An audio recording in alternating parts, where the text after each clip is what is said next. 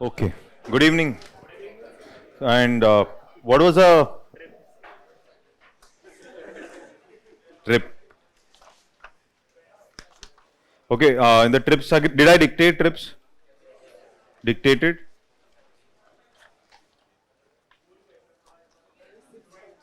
Revise.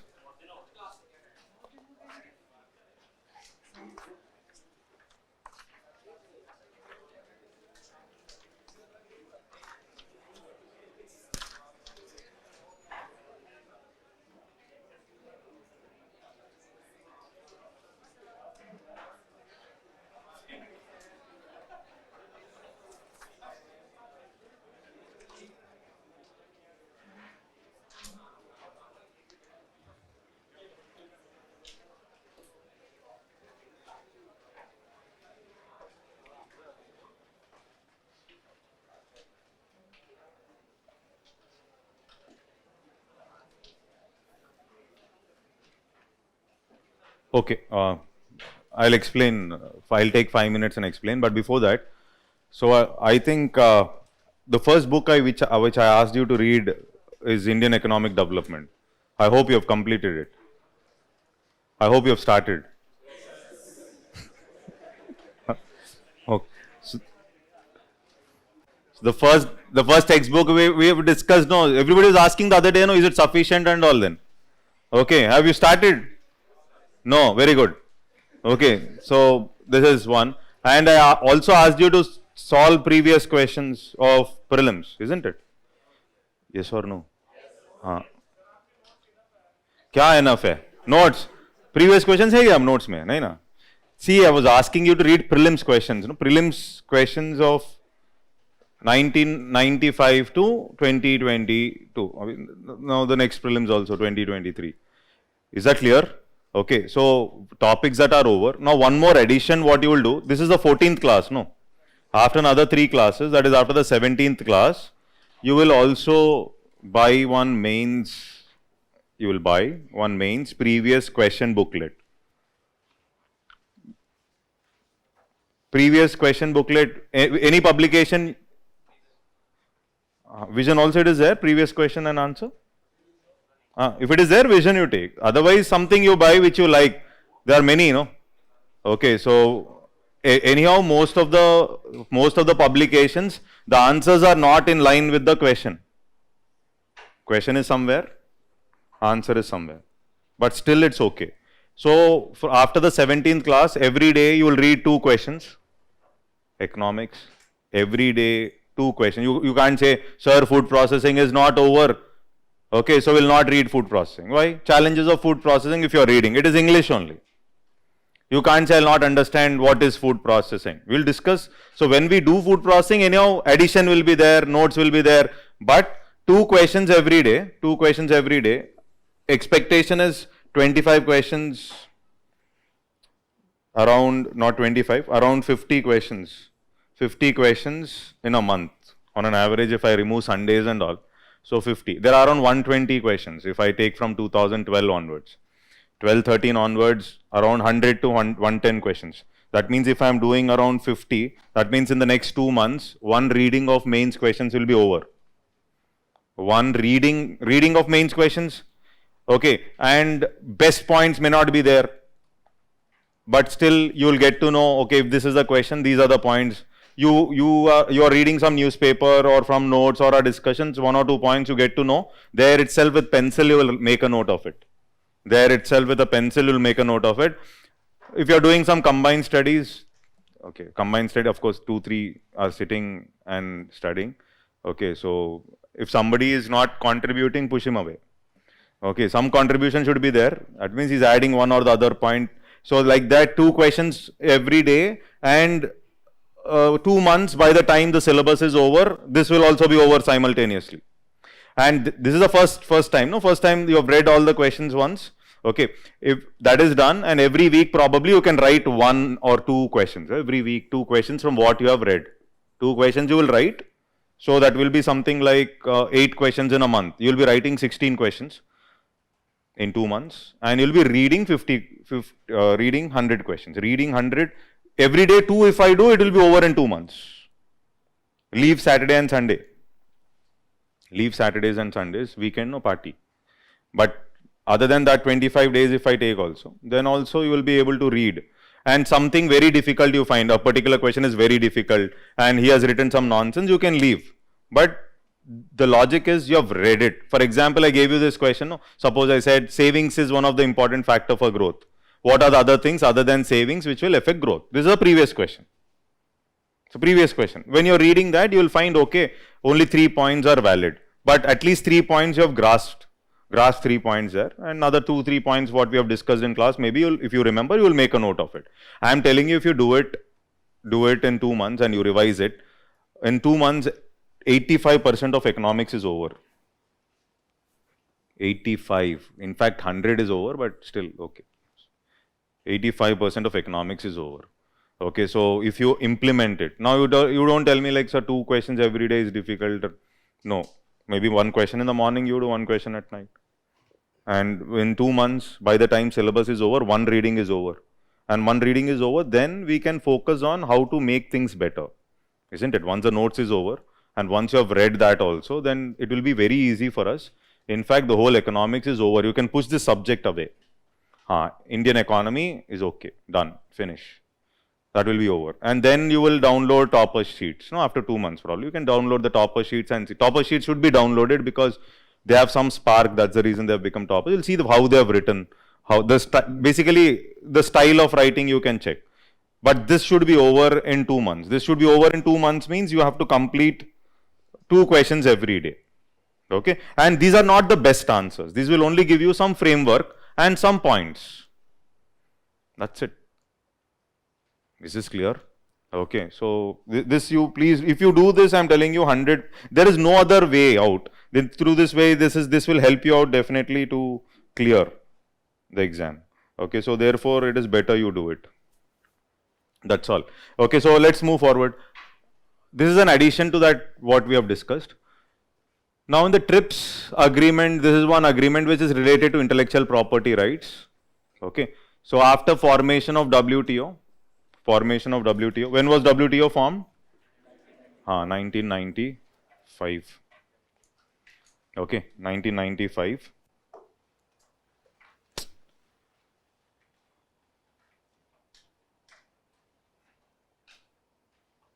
Okay, so after formation of WTO, there were several aspects that were discussed in the Uruguay round, isn't it? Uruguay round was the 8th round of GATT.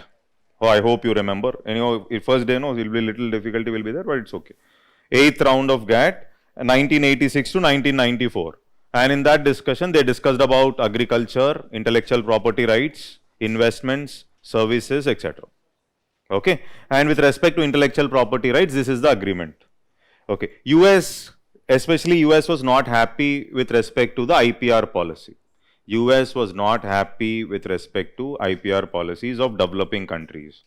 And I made you write a convention called as Paris Convention, isn't it?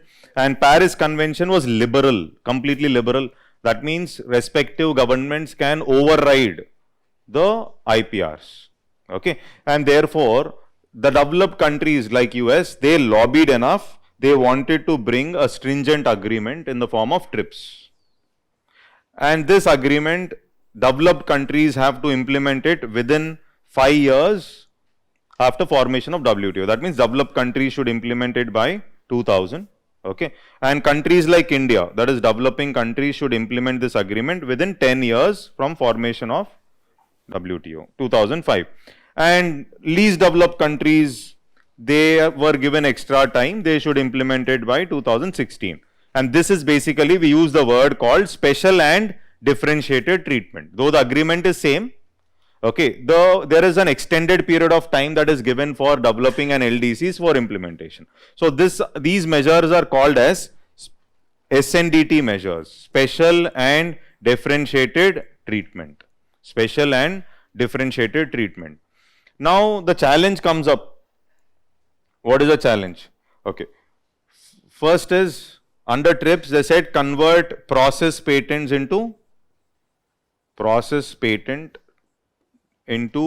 product patents, mainly with respect to food, chemicals and pharma. This is what we discussed, isn't it? Product patent means you cannot copy the product for the next 20 years. So process is only the methodology, isn't it? Okay. So convert process to patent, process to product, and then increase the scope of intellectual property rights, widen the scope of IPRs. This is what we discussed. Widen the scope of IPR by putting all the aspects like IPRs, like patents, copyrights, include patents, copyrights, trademarks, okay, geographical indicators, industrial designs, okay, circuit designs, all this, trade secrets, like this, widen the scope. So trade secret is something that is not displayed, okay. For example, formulae related to the way Coca-Cola is prepared or KFC chicken is prepared, the formula nobody reveals, it's a trade secret. So trade secrets, all this should be covered under a single IPR policy. And that single IPR policy, they decided this is going to be TRIPS. So now India also wanted to be part of the TRIPS. So India had to implement TRIPS by which year? 2005. So that means India had to bring some changes with respect to its earlier IPR policy. Okay, so India's Patents Act, earlier Patent Act 1970, we had to amend it. Okay, so amend and bring changes in line with the TRIPS agreement.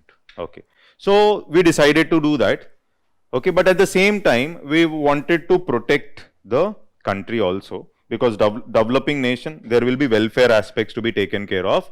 So for that logic, we said we have to prevent evergreening of patent. Prevent evergreening. This is not good. Prevent evergreening of patent.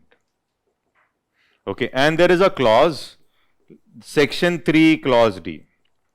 Okay, this clause was seen as controversial clause which wanted to prevent evergreening of patent. So it was talking about few things like if you are finding out a new use of an already existing product, already the product is there, you are coming out with a new use for the existing product, that product will not qualify for a patent back again.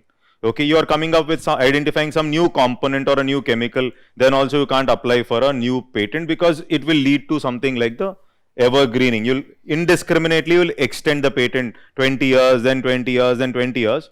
That drug will be costly for the common man. Okay, so prevent evergreening. And along with that, to take care of welfare, we also came up with adding few safeguards. Okay, one safeguard I was talking about was compulsory licensing. Remember? Another safeguard which I mentioned was parallel imports. I hope you are able to recollect. Or is it as if like Greek and Latin? No. It's like as if we have discussed. Okay. So compulsory licensing and parallel imports.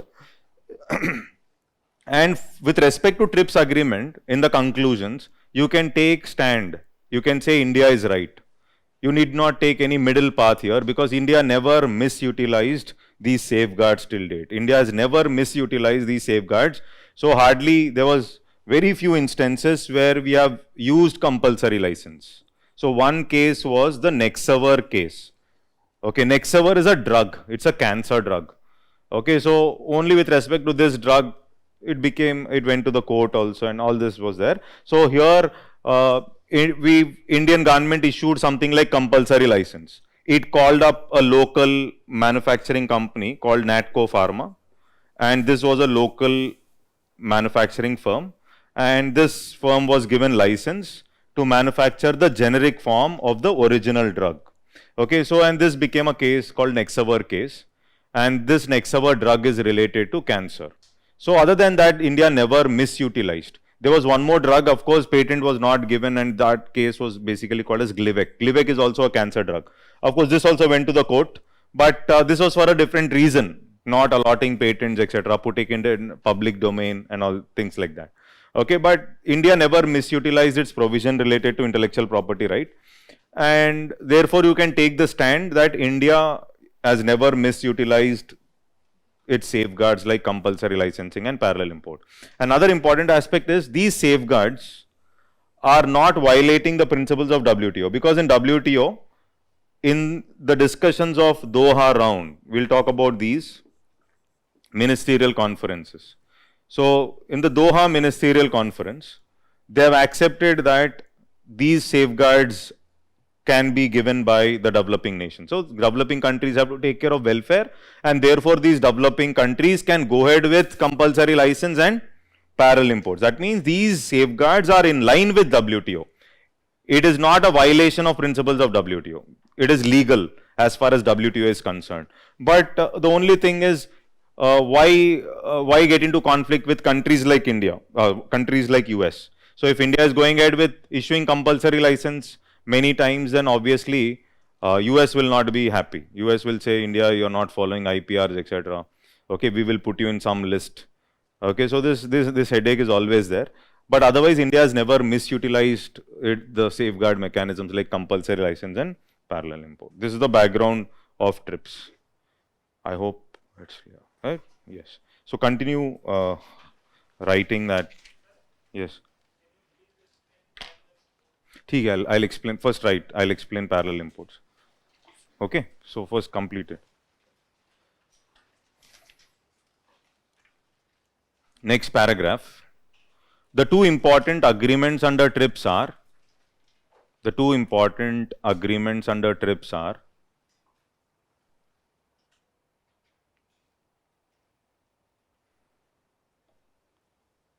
okay, first one, write down.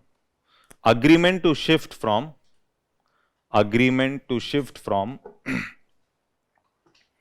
the necessity of process patent, agreement to shift from the necessity of process patent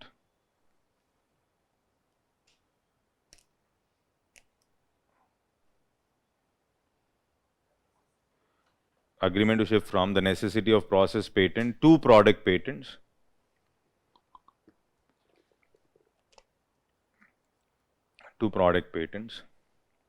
In the field of pharma, food, drugs, chemicals.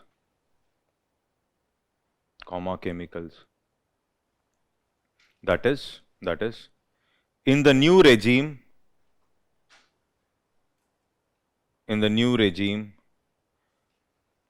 the same product cannot be produced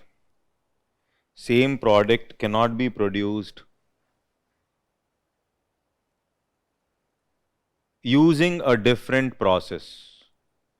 Same product cannot be produced using a different process.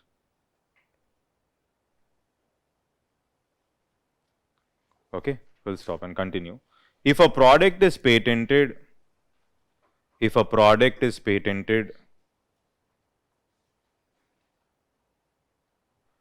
it is valid for a period of 20 years.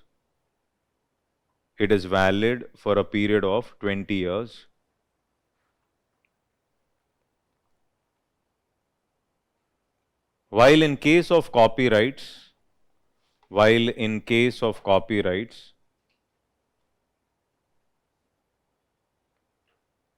the protection is generally for 50 years.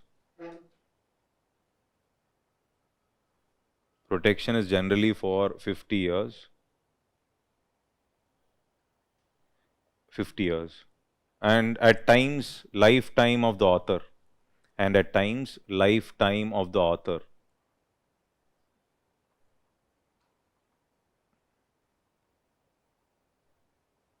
Okay, nowadays they are also continuing after the death also. Okay, so is that okay? Yeah, next. Second point, write down. Is that clear?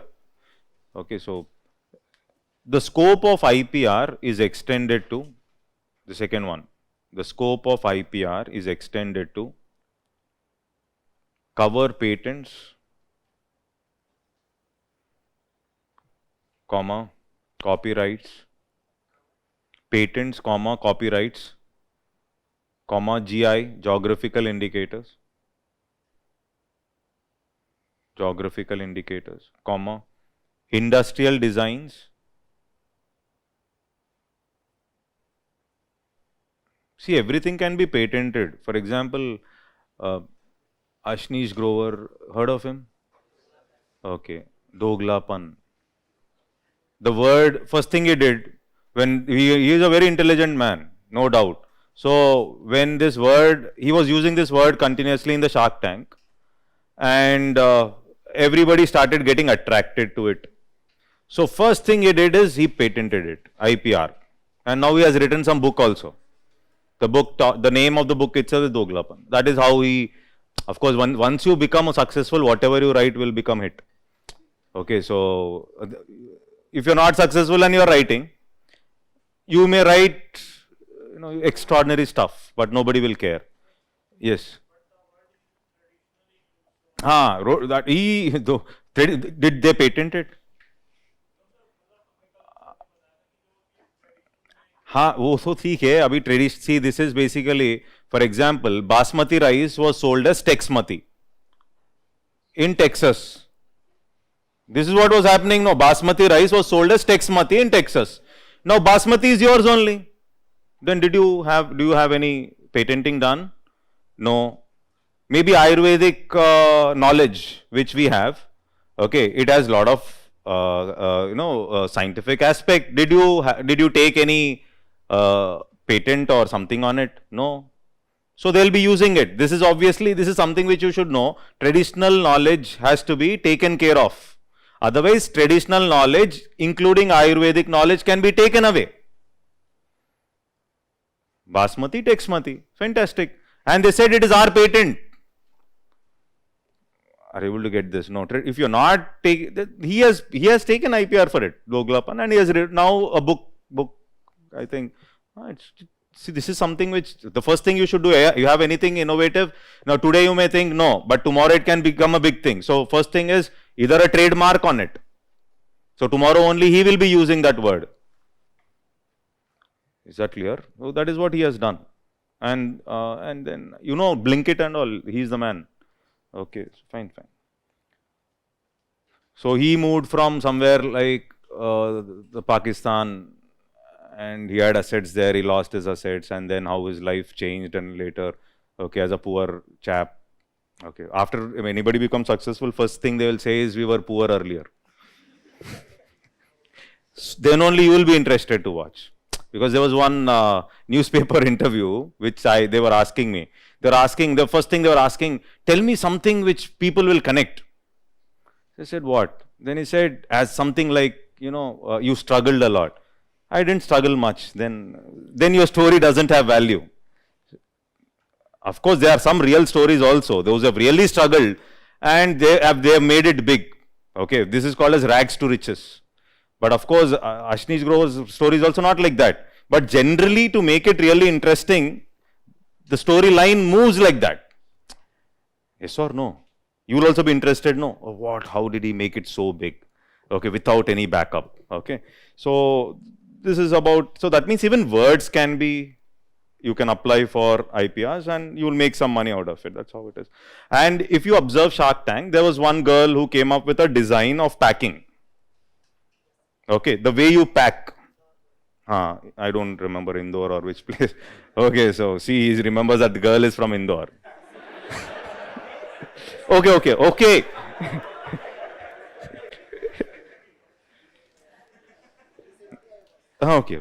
Good. Okay. Whatever it is, she remembers. Okay, now, so now that is packing, that also has to be, you should apply for IPR. Otherwise, somebody else, the bigger company, can immediately copy. Bigger players will immediately replicate it and you will not have any chance. You can't do anything. At least you have applied means at least he will come to you, you can file something and you can get some money. This is how the world runs. Okay, so applying for IPRs is very, very important, including traditional knowledge. But I think it's clear. Okay, so the scope, write down, I'll come to that. Scope of IPR is extended to cover patents, industrial designs, written industrial design? Yes, right. Then layout designs of integrated circuits. Layout designs of integrated circuits.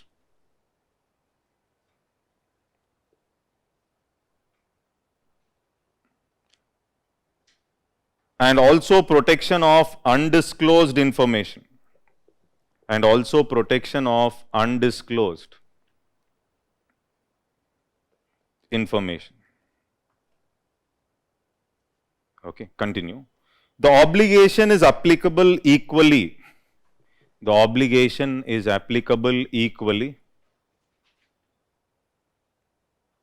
Obligation is applicable equally to all member nations, to all member nations. However, the developing countries were allotted extra time. The developing countries were allotted extra time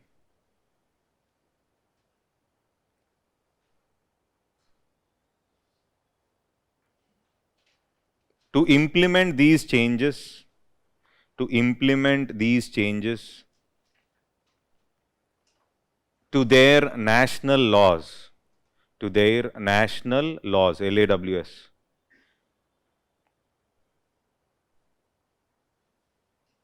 Full stop and continue. The transient period for developing countries, the transient period for developing countries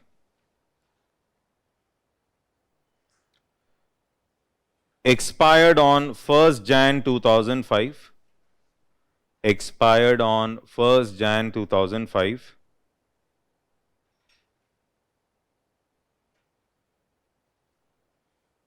and hence the regime of product patent, and hence the regime of product patent has now been introduced, has now been introduced in these countries.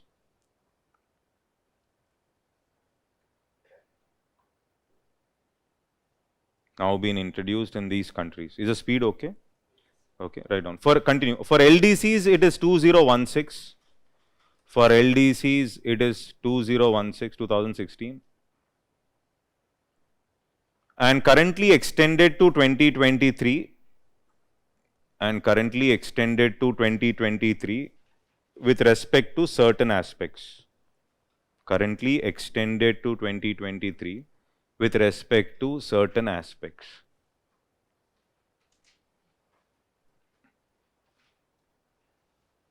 Is that okay? Next, put the heading Patents Amendment Act 2005.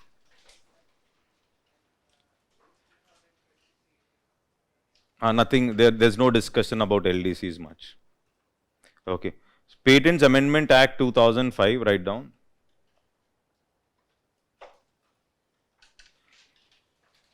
India passed this act with a focus on, write down, India passed this act with a focus on, India passed this act with a focus on implementing product patents, implementing product patents,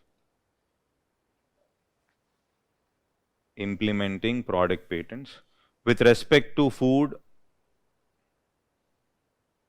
comma, chemicals and drugs.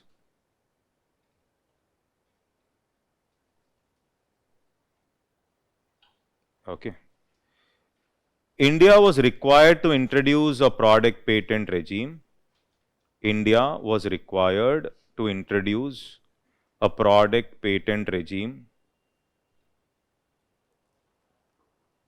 Product patent regime by the year, which year? Yeah, by the year 2005.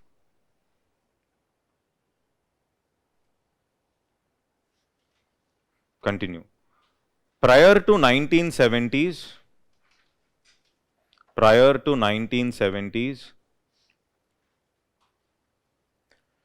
80% of our pharma market, 80% of our pharma market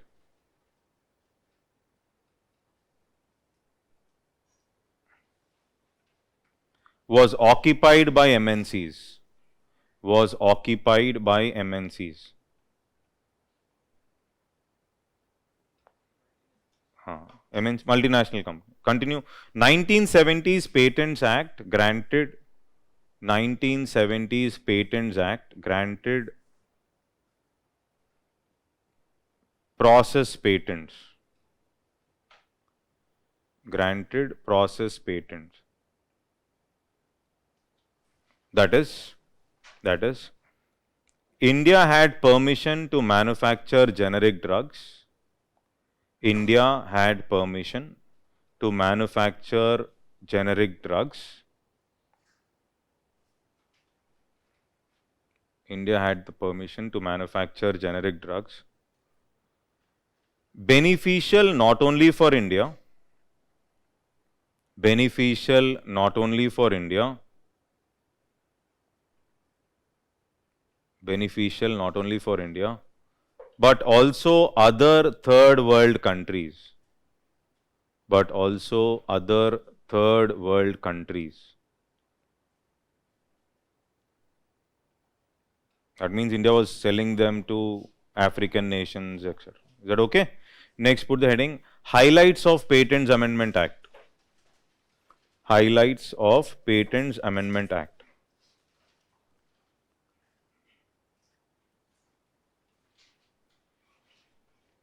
Okay, first point, write down. Introduction of a provision. Introduction of a provision for enabling. Introduction of a provision for enabling the right of compulsory licensing. For enabling the right of compulsory licensing.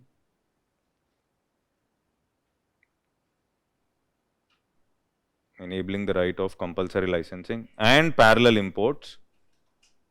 And parallel imports. To meet public health crisis. To meet public health crisis. To meet public health crisis. Is that okay? Next point. Discovery of a new form of a known substance.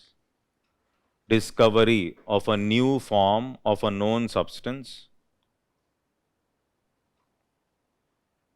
Discovery of a new form of a known substance does not qualify a product for a patent. Does not qualify a product for a patent.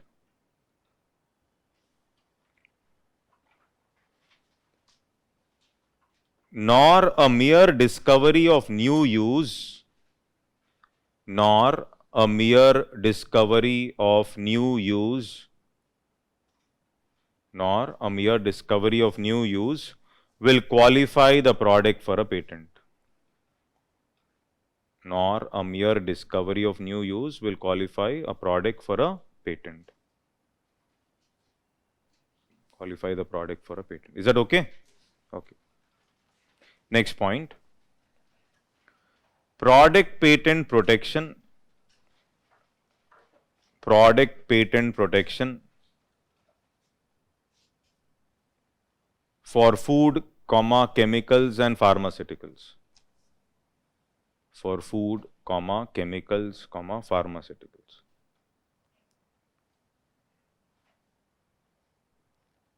Is that okay?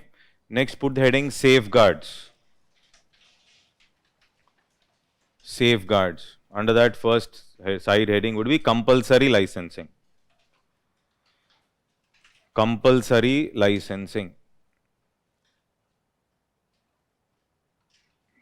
The government may issue compulsory license. The government may issue compulsory license. Compulsory license to a company. To a company. For producing generic drugs. For producing generic drugs.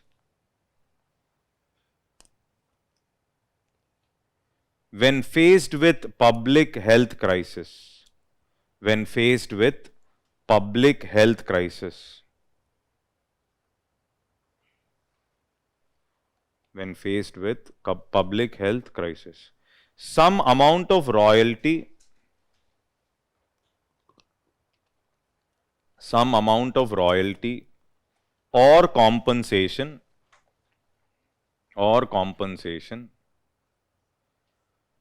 is given to the patent holder,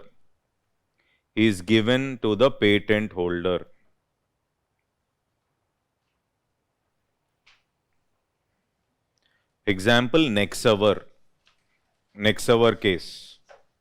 Nexavar is a cancer drug. Is that okay? Nexavar is a cancer drug. Is that clear? Okay. Next, put the heading parallel imports.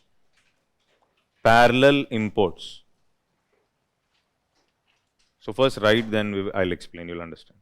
Parallel imports, write down. These are drugs imported from other countries.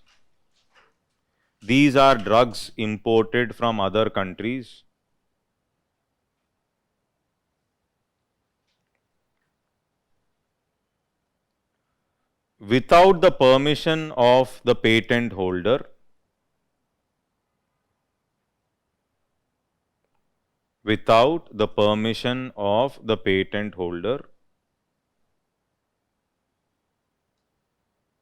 Where they are sold at lower prices,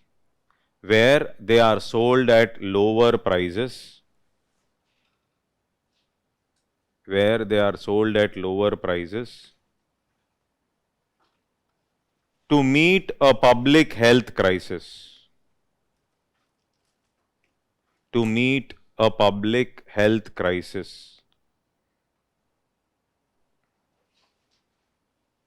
Continue. These imports are allowed.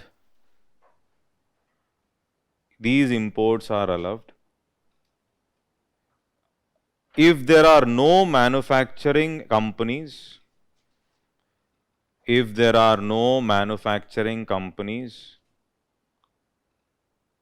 in the country facing public health crisis.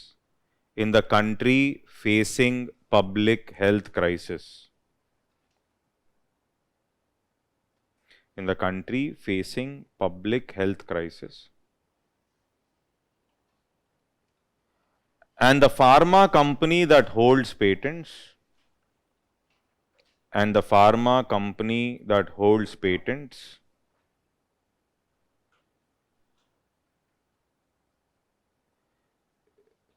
is reluctant to lower the prices,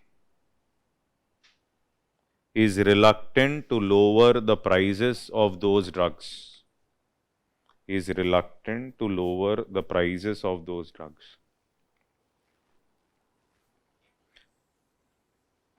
Okay, suppose there is an African nation, simple way to understand, okay, and let's say there is some disease like meningitis. Just an example, meningitis is a disease where there will be some solidification of the cerebral fluid. Okay. Now let's say people are dying and they have asked the original manufacturer, there's an original manufacturer, you have asked the original manufacturer of the drugs to reduce the price because they are not in a position to afford, okay, but they are not doing it, okay. And second is they do not have local manufacturers who can manufacture the generic form of the original drug. These are the two conditions. First is you have requested them to reduce the price, original manufacturer, he did not reduce. Second is there is no local manufacturer who can manufacture the generic drug. You don't have the manufacturers. Suppose they find that in India, these drugs are available at lesser prices. India is giving these drugs at lesser prices. Now, this African nation can import these drugs without the permission of the original manufacturer to handle this health crisis. But two conditions. First, you have asked them to reduce the price, they have not listened to you. Second is you don't have a domestic manufacturer who can manufacture the generic form of the original drug. That is what is parallel imports. So these safeguards are legal and are in line with WTO's TRIPS. Okay, but still there is a lot of conflict because developed countries like US, they say India you may misutilize compulsory licensing, India you may not follow IPRs and things like that. But India is never misutilized till now. Okay, so put the heading way forward.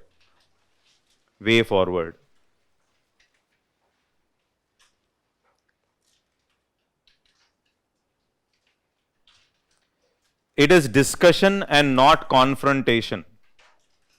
It is discussion and not confrontation.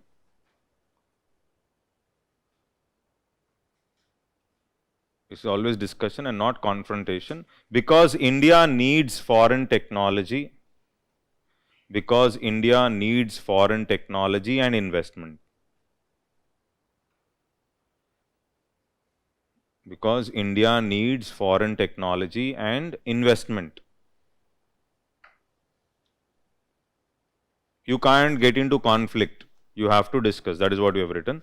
Then put a side heading, favoring India. Favoring India. Favoring India. In India, patents are issued. In India, patents are issued after due process. In India, patents are issued after due process.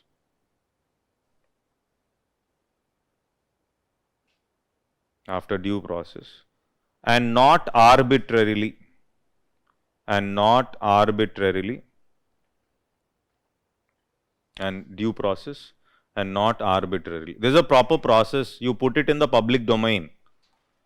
Asking for opposition. This is also not liked by several US companies. So India, basically you will put up in the public domain and you ask for opposition.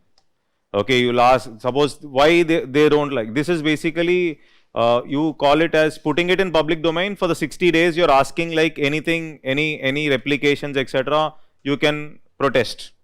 So this is something like NGOs may say, no, this drug is already there, it is not an innovation, etc.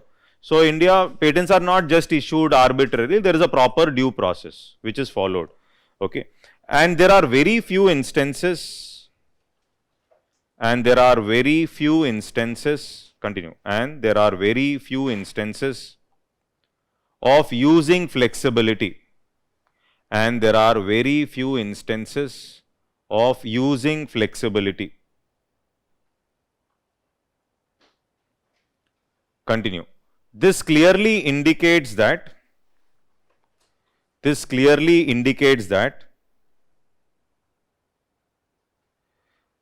India uses these safeguards seriously.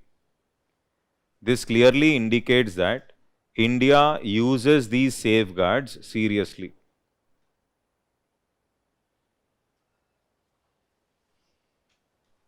Continue. In the recent past,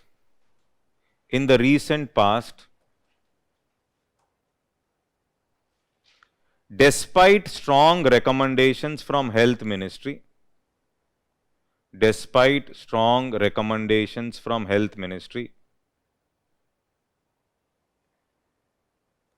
government refused to issue compulsory licensing. Okay, government refused to issue compulsory licensing for production of desatinium in India. Desatinium is a drug. Desatinium. Okay, you write desatinium. Actually, this is a drug of Bristol Myers. Okay, so Bristol Myers, it's a company, Bristol Myers. The drug name is Squib. Don't write this, not required. Bristol Myers Squib. Okay, in India we use the word called desatinium. This drug is basically again related to cancer. Is that okay? Okay, so there was a lot of recommendations asking to issue compulsory license with respect to this drug, but still India did not. Similarly, during COVID also they were saying, the courts were also saying, why don't you think of compulsory licensing? We have come up with our own vaccine, isn't it? Okay, but initially there were a lot of trouble, so they said, why can't you think of compulsory licensing? But India never used compulsory licensing as a mechanism. This is what I wanted to prove. So desatinium in India, is that okay? You have written, it's a cancer drug. This clearly indicates that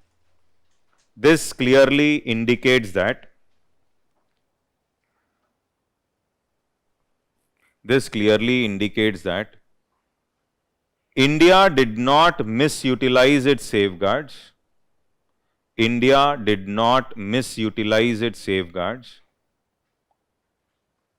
India did not misutilize its safeguards for vested interest.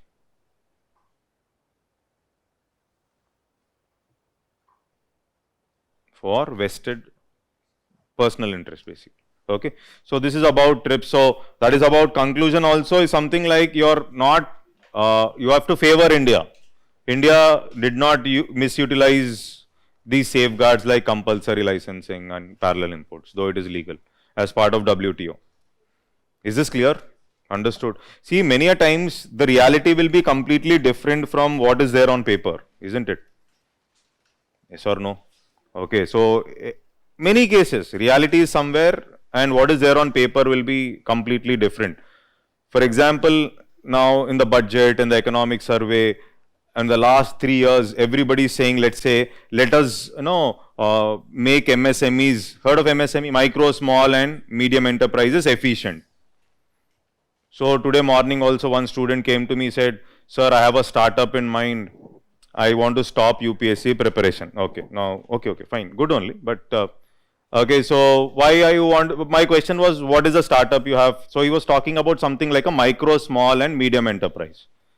A small, he says government subsidies are there. He had a plan on paper, and of course he is from the background of mechanical engineering and he had some experience also, he worked.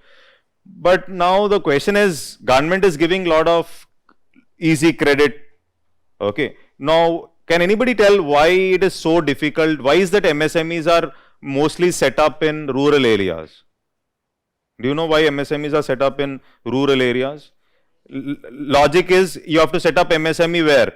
Somewhere near the port or where there is infrastructure, isn't it? When you produce a product, you need infrastructure, road should be there, connectivity should be there, all that should be there. Only if everything is there, then only your product can be, logistics cost will be less and you will be efficient. Then why is it that we are setting up MSMEs somewhere away from the mainstream? You are setting up MSMEs in the rural areas, which will increase your transportation cost, which will increase your logistics obviously. So why, what do you think is the reason? Not labor. Finish. Land is costly here. Urban area, land is costly. Near the port, land you cannot afford. So land is a very expensive thing and therefore I will set up in some place where the cost is less. Now from there integrating into global supply chain. In the notebooks and textbooks, we write no integration with global supply chain. You have to get connected to the global supply chain, integrate it with the infrastructure, everything. But the crux problem is, can we solve this problem of land? Unless and until he is able to set it near the port, or unless and until he can set up his MSME in the urban area where you have proper road, port, connectivity, infrastructure, everything, then you can't be efficient. Only if you are efficient, you can increase your exports, you can be successful, job creation happens, all that. But do we really have a strategy where I can solve the problem of land and land acquisition in India? Now we talk about models like Germany or when in US, availability of land is easy. Are able to get this? So here availability of land itself is difficult. We talk about credit facilities, we talk about training facilities, we talk about all that, we talk about packaging, we write hell a lot of notes on that. But can we solve the problem of land? Then who should solve the problem of land? Unless and until you don't solve this, the whole effort which you are putting for MSME, you cannot integrate with the global supply chain. Proper supply chain means what? Proper road, port, you have to connect it, you produced it, you should easily be able to export it. Your transportation will double the cost of the product and automatically your exports are gone. Nobody will buy your product. So it's not so easy. So it's not just about looking at, government is giving me subsidy, the bank is giving me loan, and therefore let me think of MSME. When I'm thinking of MSME, when I produce, so what is your market? Are you going to sell it to other countries? Then do you have proper road port connectivity? Can you connect it to the ports? No, where do you want to set up? Maybe in the cities, do you have the money to set up? Land you have to buy. Or government should come up with a cluster model. So that is the reason many a times, many things are there on the paper, but when it comes to implementation, getting my point? Is this clear? So not only a small aspect like land, this is the reality basically. This is the reality and that is the reason even today, so many lakhs of aspirants prepare for government jobs. Are able to get this point right in India basically. Why? Why is basically it's not so easy. That the reality is still we are slowly from license Raj today we are okay, but you have MSMEs are responsible for 40% of exports. Okay, manufacturing exports. But if your exports are costly, will they buy? No. Then MSMEs are the job creators in manufacturing. Now if MSMEs are not efficient, job creation is difficult. Then I'll ask you a simple question. Suppose there is one small MSME which I started and I tell you guys like I have registered in the stock market and I'm issuing shares. Will you buy? No. What is the guarantee, sir? That you will become big, that your share price will increase. If Tatas are, then I will buy shares. That means raising capital for an MSME again is going to be what? Difficult. So this is the ground. So you have to think like that. We get a lot of innovative points. Around land itself, I can write 2 points. Around capital itself, you can write 2 points, 3 points. I think you're getting my point, right? Similarly, when it comes to IPR policies, in the papers of WTO, there are these safeguards clearly visible. What are the safeguards? Compulsory licensing is there, parallel imports is there. And you talk about generic drugs. But even today, cancer treatment in India is very costly. 9 lakhs for drugs, 1 crore for medication, etc. And many people are going to die in the next 4 or 5 years because of cancer. If you go to a cancer hospital, you will not be able to stand for even half an hour there. This is the situation. And treatment is so very costly that most of the government schemes cannot cover cancer. Basically, even an upper middle class person also cannot afford cancer treatment because drugs, cancer treatment procedure itself is very costly. But now compulsory licensing is there. If you implement compulsory licensing every now and then, you will get opposition from the developed world. So US will say, India, you are not following IPR policies. We will put you into a list where we will not follow trade properly with you. So with that fear also, India cannot go ahead and say, let me go ahead with IPR, give generic, give licenses under compulsory licensing and just produce cancer drugs which are 10 times cheaper than the original drug. So this conflict keeps on continuing. And not so easy. There's no easy solution also. On paper, I can give you 100 solutions. And you can say, no, government will take up the initiative. What can government do? Government is not the producer.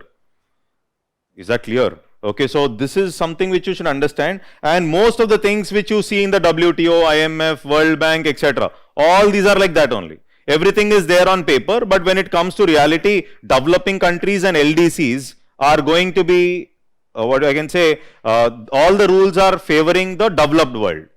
If I talk about TRIPS also, TRIPS is more beneficial for developed countries in comparison to developing nations. So this you observe with respect to 95% of the agreements. 95% of the agreements we find that they are favoring mainly developed nations. Of course, developing countries, for exam's sake, I will tell you a few points about TRIPS which is going to benefit India. That's different. But mostly it is going to benefit whom? Developed countries. So from now on, you will observe what is that. So any agreement we are going to see, this is a small agreement called GATS. Okay, so this is General Agreement on Trade and Services. So in the earlier GATT, remember General Agreement on Trade and Tariff. Earlier GATT was there. This GATT was replaced with what? WTO, isn't it? GATT did not focus on services. So WTO, after 40 years of formation of GATT, services trade started improving. Conflicts are also there with respect to services. So there should be an agreement related to services, and that agreement related to services is this GATT's agreement, General Agreement on Trade and Service. So this agreement divides services into 4 modes. I'll make you write. It's a very small agreement. Later I'll make you write after 5 minutes. So 4 modes. So you have to remember, mode 1 is mode 1 only. You can't interchange them. It is there in the WTO. Okay, so mode 1 talks about cross-border supply of services. Cross-border supply of services, where the commercial presence of service provider, where the commercial presence, physical presence, commercial presence of service provider is not required. Commercial presence of service provider is not required. Okay, this is mode 1. Mode 1 talks about cross-border supply of services where the commercial presence of service provider is not required. For example, when we talk about BPO services, call centers. Okay. Or when we talk about distance education. So commercial presence of service provider is not required, isn't it? Okay. So here I can sit and I can offer services. Okay. For example, air travel, for example, Air India rendering its services from India to London. Commercial presence, office of Air India is not required in London. Okay. So here, when we talk about these services, these are all cross-border supply of services where the commercial presence of the service provider is not required. That is what is mode 1. So it covers services like BPO services, call centers, or distance education, all that. Okay. Then the second mode, mode 2, talks about services consumed abroad. Services, you go and consume it, services consumed abroad. Okay, for example, medical tourism. Heard of medical tourism? Okay, so medical tourism, cosmetic surgeries, film stars. Okay, so South Korea is also famous for cosmetic surgeries. So services consumed abroad. Okay, or from Pakistan, people may come to India for heart surgeries, etc. Okay, so all this is basically services consumed abroad. Okay, so it can be education services. You're going and studying in US, education services, or it can be something like medical tourism or tourism services. All these are what? Services consumed abroad. Who is good with respect to mode 2? Obviously, developed countries are good. Developed countries are good, not India. Just because somebody is coming from Pakistan, don't think India is good. Okay, India is okay, but it is developed world, it is which is better off with respect to. So I think it is clear. Okay, then mode 3. Mode 3 is again cross-border supply of services. Same, the first one, the same thing. Cross-border supply of services, where the commercial presence, of service provider is required. Commercial presence of service provider is required. It is required basically. Okay, so here it is absolutely developed countries who are good. For example, telecom services, etc. Okay, commercial presence of the service provider is required to render those services. Today Vodafone is operating in India. Vodafone's commercial presence in India is required. Even most of the banking services, for example, Citibank services are rendered in India. Citibank's commercial presence is there in India. So developed world, here also who is good with respect to mode 3? It is the developed nations who are good. So developed nations are good with respect to mode 3 as well as mode 2, very strong with respect to mode 2 and mode 3. Is this clear? Okay. Then mode 4 basically, mode 4 is, it deals with movement of human capital. It deals with movement of human capital. For example, engineers from India go abroad, nurses, engineers, doctors. Okay, so this is movement of human capital. Who is good with respect to this? Developing countries. Developing countries. But always in WTO, there is always discussion that liberalize norms with respect to mode 3 and mode 2. Everybody says liberalize norms with respect to mode 3. Okay, so that means they are saying, developed countries are saying, India, you open up your market so that we will come up and render some services, telecom services, whatever it is. They are forcing us to liberalize.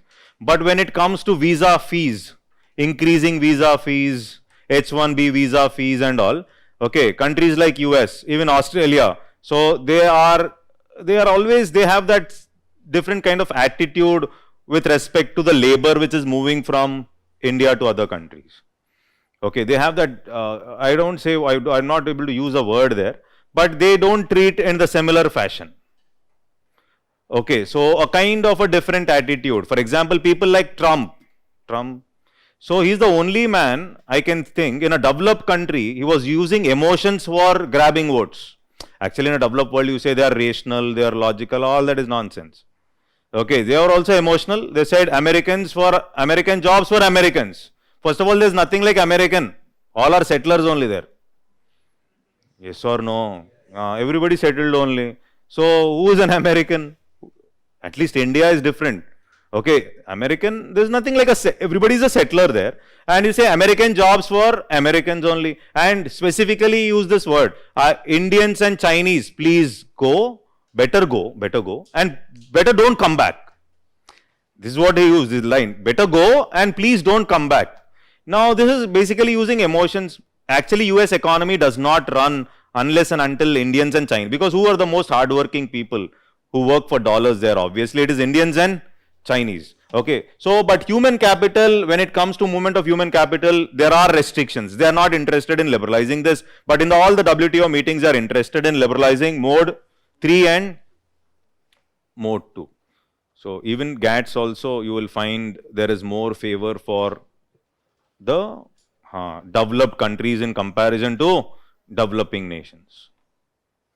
Is that clear? At least after 2014, India is somewhat assertive in the international platforms, including WTO after 2014. Before 2014, we were very silent. In fact, 2005, 2006, 2007 period, India was very silent with respect to international platforms or any meetings in WTO. Nowadays, India says, okay, so US removed India from a list called GSP list, okay, earlier. Okay, so India, then what was, next day, everybody felt like it would be a headlines. What is this list? This list is something like, if US removes India from this list, it means whenever US does some trade with developing countries, which are in the list, trade barriers will be less, tariffs will be less. If they remove India from that list, that means they will not give us that concession like related to duties and all. So next day India said, fine, remove. We are not worried much. Okay, because anyhow much of the products we are not doing when we are in the GSP list, etc. So we are not interested. So like this, if you observe, India slowly changed its strategy, and we diversified also our market, not dependent just on US and European countries. We have diversified. Even IT sector also. We have Middle East sector segment and all. And therefore today some crisis happens in US, it's not that India is going to collapse. Recession in US, India is not going to collapse because diversification has already taken place. Little effect definitely will be there. Okay, so I think it is clear, human development. So human capital basically mode 4. So India is saying, why don't you come up with liberalizing norms with respect to which mode? Mode 4, mode 4. Put the heading GATS, GATS. GATS agreement. It is the first and only multilateral agreement. It is the first and only multilateral agreement. First and only multilateral agreement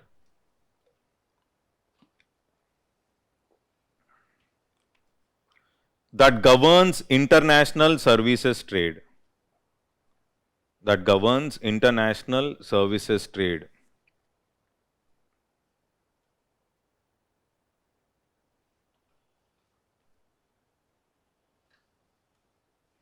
It was negotiated as part of Uruguay round.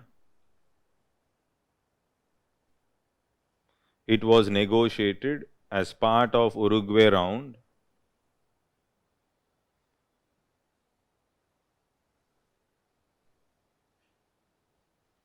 Uruguay round. In response to the growing importance of services.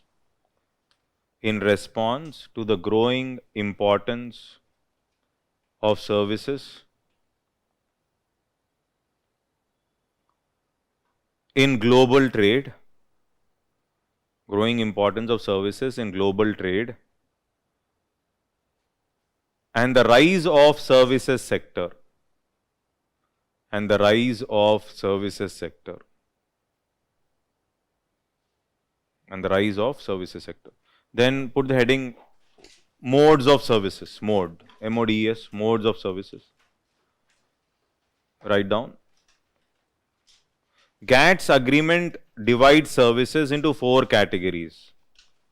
GATS agreement divides services into 4 categories.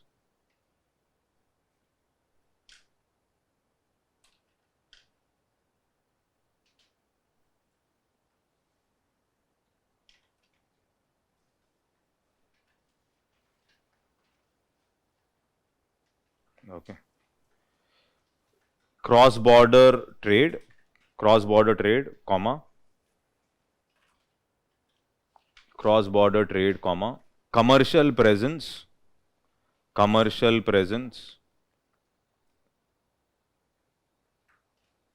comma, international consumption,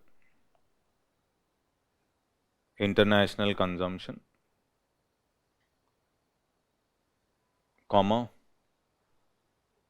movement of human capital,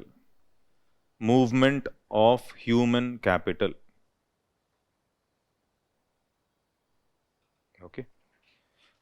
Under that, write down mode 1, first mode 1, write down. It includes cross-border supply of services. Cross-border supply of services, where the commercial presence of the service provider,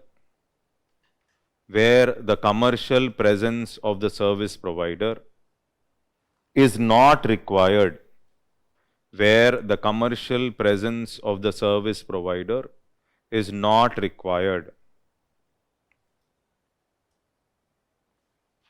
Example, distance learning, comma, BPO services. Distance learning or BPO services. Okay, then put the heading mode 2. It includes consumption abroad.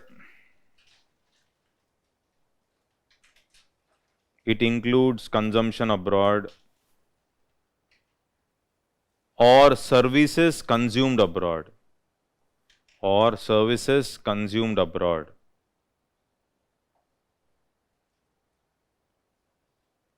Example, tourism, education, etc.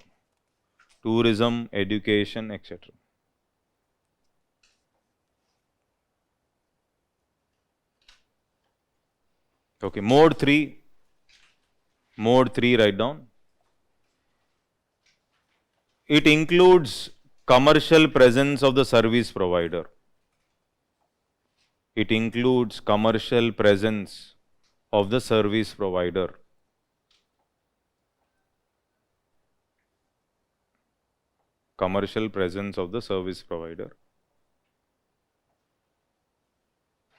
Example, hotels and banking, etc.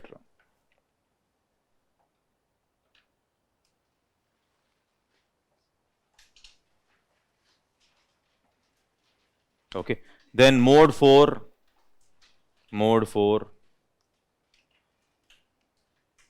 it includes movement of natural persons. Example, a foreign national, write down. Example, a foreign national who works as a consultant or employee,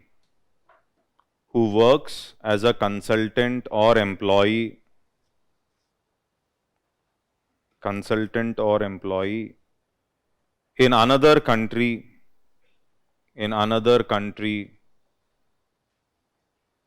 delivering services such as doctor, nurse, IT engineer, etc.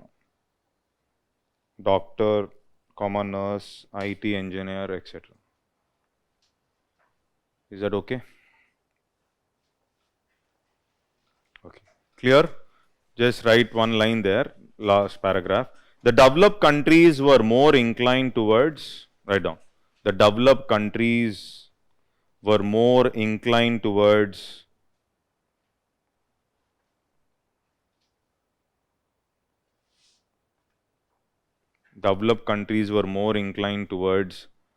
liberalizing norms with respect to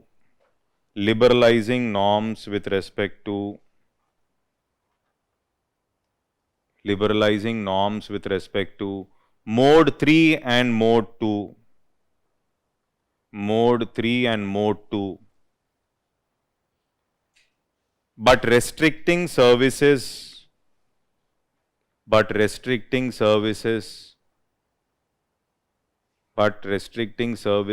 related to mode 4. Restricting services related to mode 4.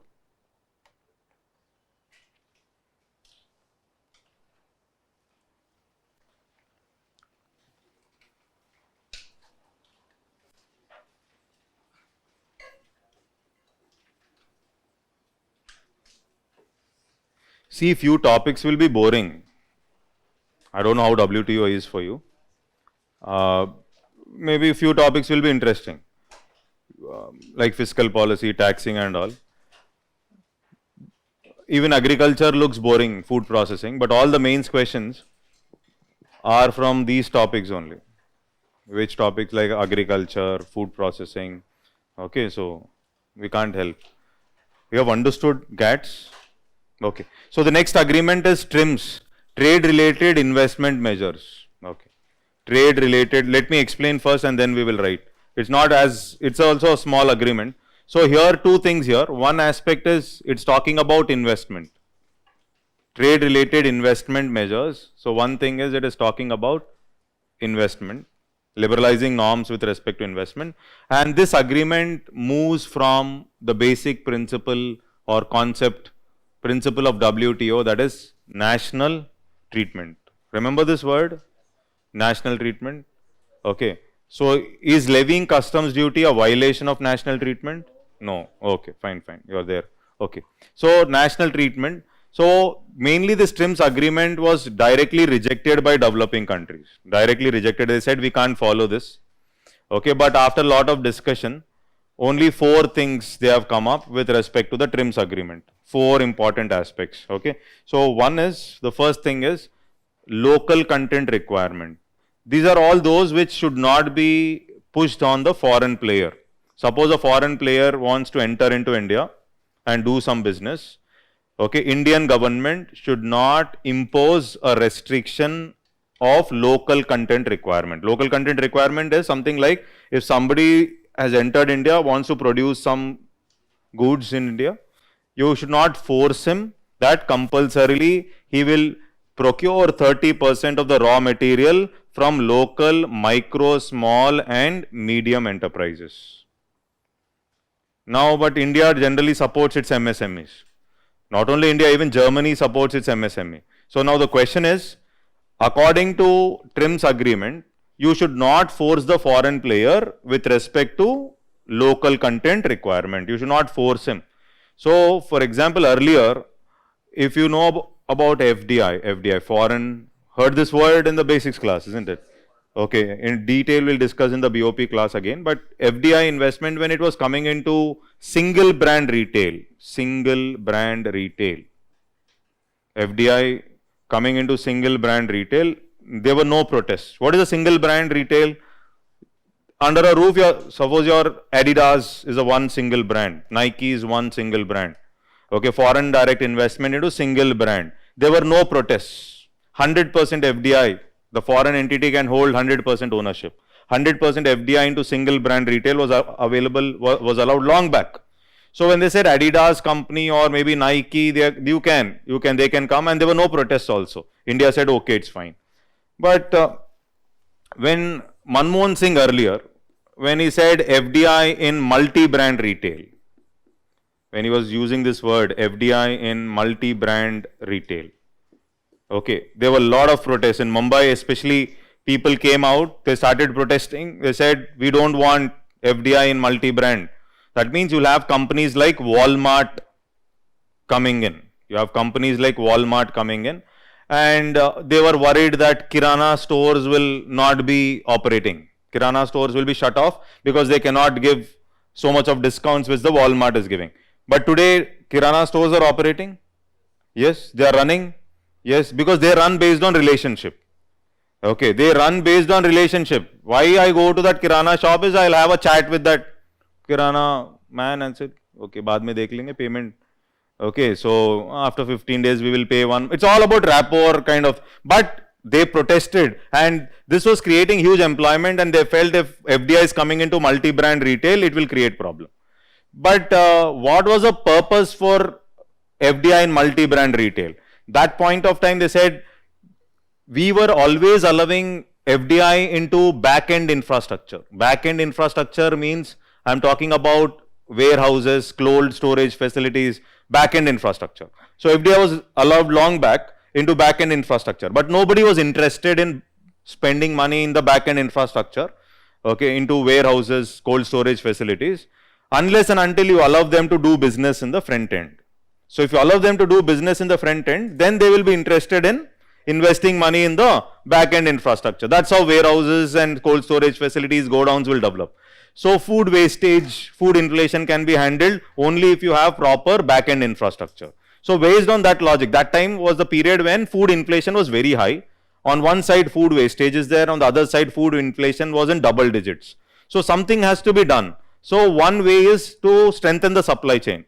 So back-end infrastructure, and therefore nobody was ready to put money in the back-end infrastructure unless and until you allow, suppose Walmart is operating in the front end, then it will think of even the back-end infrastructure, so that Walmart supply chain will be efficient and therefore Walmart can give better discounts, etc., all that. So that was one of the logic behind thinking of FDI in multi-brand retail. Have you understood? Okay, so companies like Walmart, but slowly they liberalized and Walmart is there, so they can come into India, there's no much of a problem. But initially everybody was protesting because of job losses and things like that. Now the question comes up, even with respect to companies in single brand, even like furniture companies like IKEA. IKEA stores are there, and I think it's there in Hyderabad, Bangalore. Okay, so when we talk about these furniture companies, okay, so the government said, why don't you procure 30% of your raw material from local enterprises? When you're manufacturing something, they said we cannot do that because our product quality will come down, our product finish, okay, finish, they feel that way, the product finish will not be as effective and efficient as we promise, and therefore we cannot procure raw materials. Even for defense companies, we were saying defense offsetting. Defense offsetting, any Russian company wants to come produce some defense equipment, anything here, said 30% of the raw material, why don't you procure from the local entities? So all these are what? You're imposing something like a local content restriction. But according to TRIMS agreement, you should not impose any local content restriction on any foreign player. He should be free enough to decide what raw material he wants to use. But even now we are not following TRIMS agreement in letter and spirit. We don't follow. So whenever it is required, we say, please procure raw material from local MSMEs. Are you able to get this point? So, yes.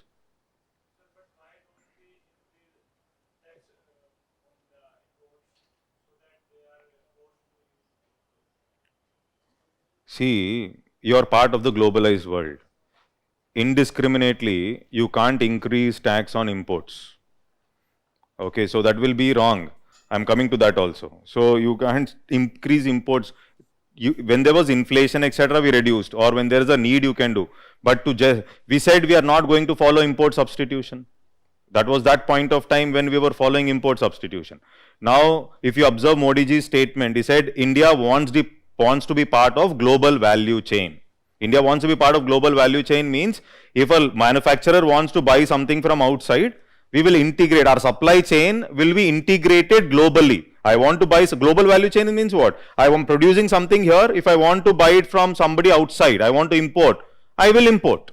During COVID, most of the domestic players requested government to impose and government restricted these imports. That is also against the principles of integrating with global value chain. So India uses this statement, no, we want to integrate ourselves with global value chain. It means sitting here when I am producing something, I can integrate my back end with, my supplier can be from somebody outside India. But if you say increase import duty, means what? Global, you are not going in line with what you have promised. Yes or no? Okay, so increasing import duty is not a solution. In fact, you should not do when you want to integrate with global value chain.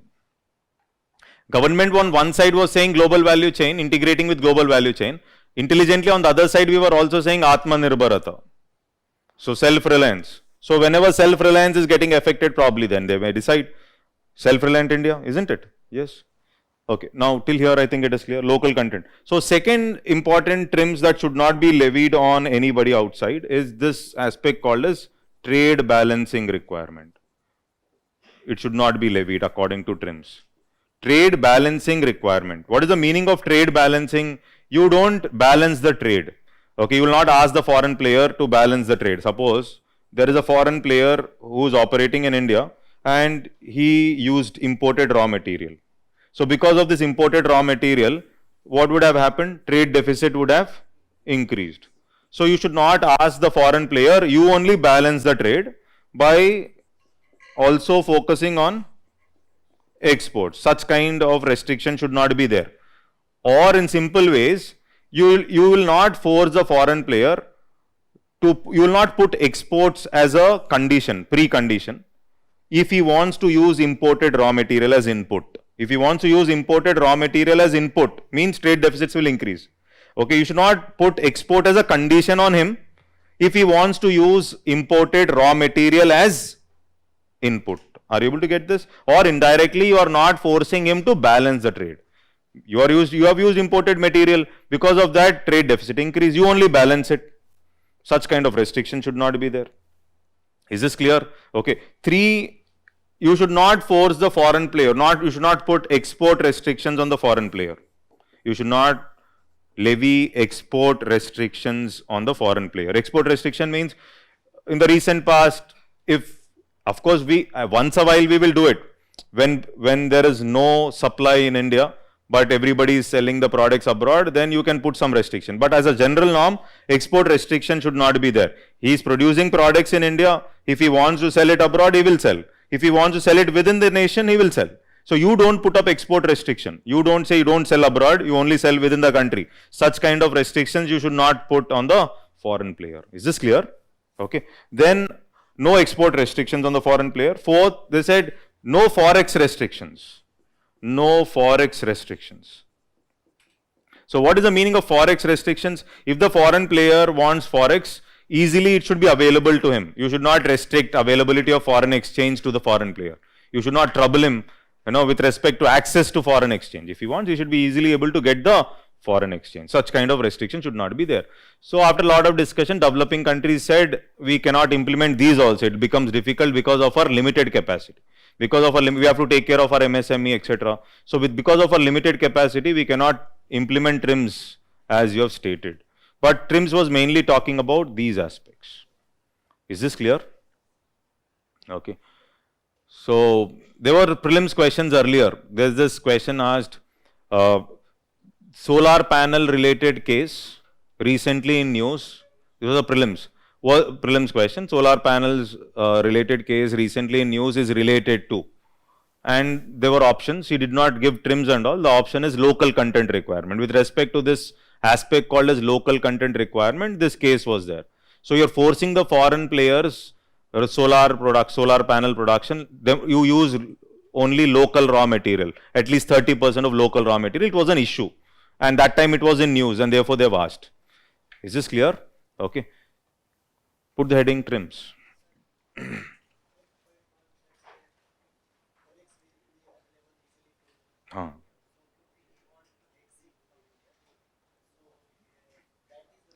No, not about exit. See, exit means, see his logic, his question is, wait.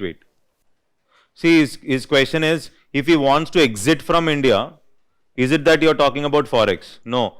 See, when it comes to convertibility of rupee today, is Indian rupee fully convertible? No, it is partially convertible. It is fully convertible with respect to current account, but it is only partially convertible with respect to capital account.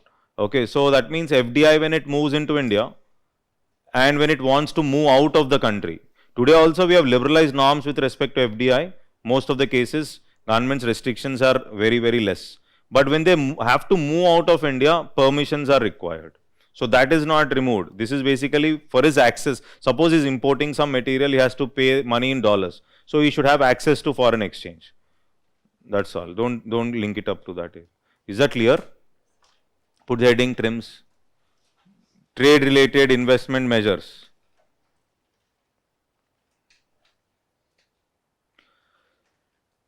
Is this clear? Okay, write down. During Uruguay round,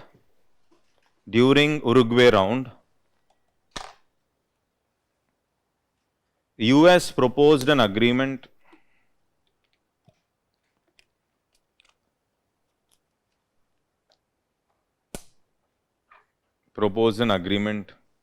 not only focusing on investment,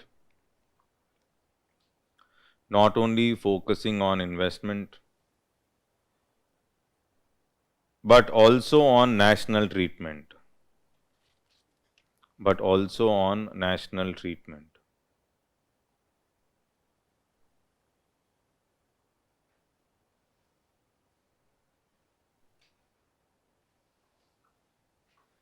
The proposals were rejected by many developing countries.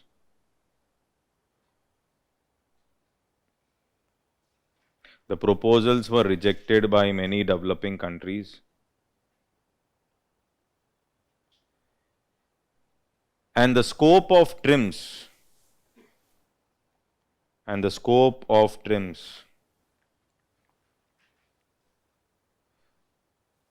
was thus restricted to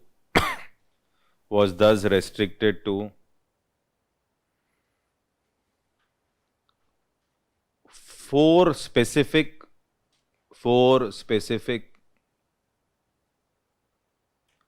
trade related investment measures. Four specific trade related investment measures. Is this clear? Okay. First one, no restriction on local content requirement. No restriction on local content requirement. No restriction on local content requirement.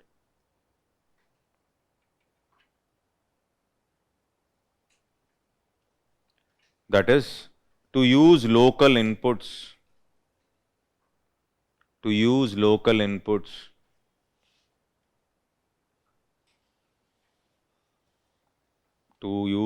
inputs by foreign nationals or foreign companies. To use local inputs by foreign nationals. Is that clear? Okay. See, don't think this also we will follow. Okay, their trims we have rejected. Somebody is asking now Tesla if it wants to operate in India. Many a times we do that. We put up a condition, now you procure raw materials from India instead of China, etc. So that will create more jobs in MSMEs in India, etc. So even now it's not that trims we are following. Trims is one such agreement that there are a lot of issues we are not following. We said there are already trims was there and still there were several cases with respect to local content requirement. India is still supporting MSME, all that. So ultimately in trims there are four things. These four also they are not perfectly following. That is what you will remember. Okay. Second one, 2, write down. Trade balancing requirement.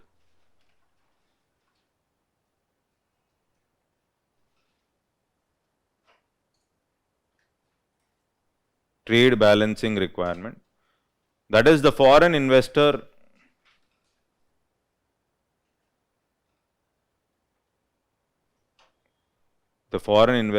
should not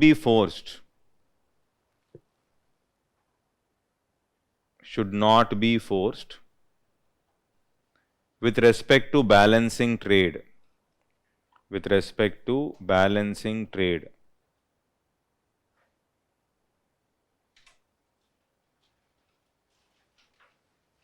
That is, write down, continue. That is, forcing foreign investor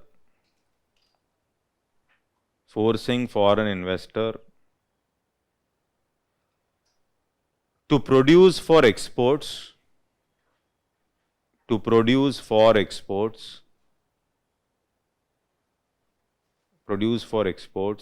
as a precondition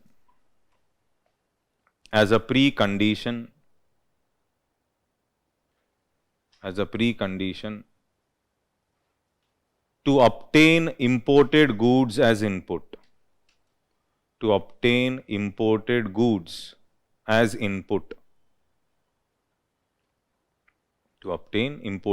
as input. Is that okay? Next, third one, export restrictions. There should not be any export restrictions. Is that okay? export restrictions. Continue. Not to export more than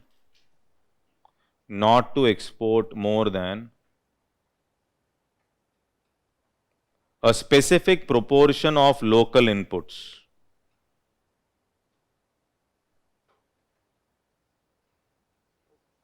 Okay, just not to export more than a specific proportion of local production, you write instead of input. Local production. Is that okay? Yes. Fourth one, forex restrictions. Forex restrictions. The foreign player should have easy access. The foreign player should have easy access to foreign exchange.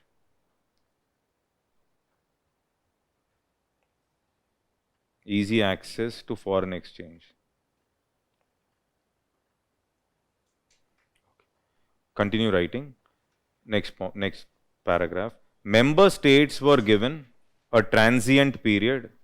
Member states were given a transient period.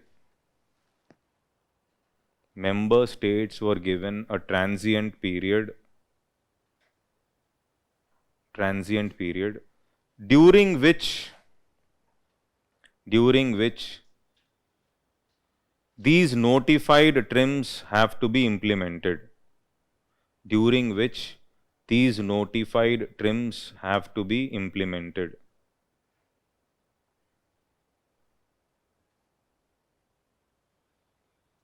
Full stop. Continue. For developed countries, this period was 2 years. For developed countries, this period was 2 years. And for developing and LDCs,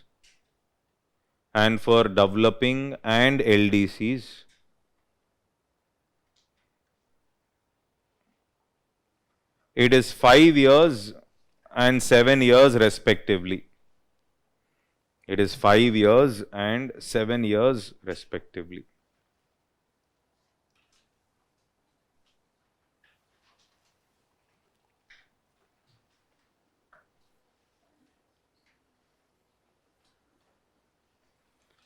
This is an important agreement, which is agreement on agriculture. Okay, so remember this agriculture as an issue or an aspect called as agriculture subsidy was an issue of conflict from the beginning, isn't it? During the Uruguay round also there was deadlock. Deadlock is something like no consensus. And this aspect like agriculture subsidy was an issue from the beginning. And after a lot of lobbying, they have come up with this agreement called Agreement on Agriculture. Okay. So this agreement on agriculture mainly covers 3 important aspects. One is domestic subsidy. First one is domestic subsidy. Okay. Second is export subsidy.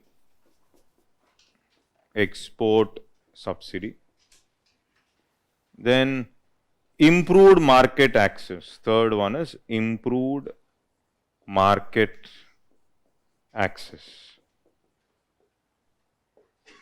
Okay. Now what we should understand is countries like US, they give 19 to 20 times more subsidy than India. 19 to 20 times more subsidy than India. But US keeps on saying that India, your subsidies are trade distorting. So this agreement basically divides subsidies into trade distorting and non-trade distorting. Subsidies are divided into trade distorting and non-trade distorting. Okay, so what is the logic of US? When US is giving 19 to 20 times more subsidy than India, why is US saying India, your subsidies are trade distorting and our subsidies are non-trade distorting? What do you think would have been the logic? Anybody?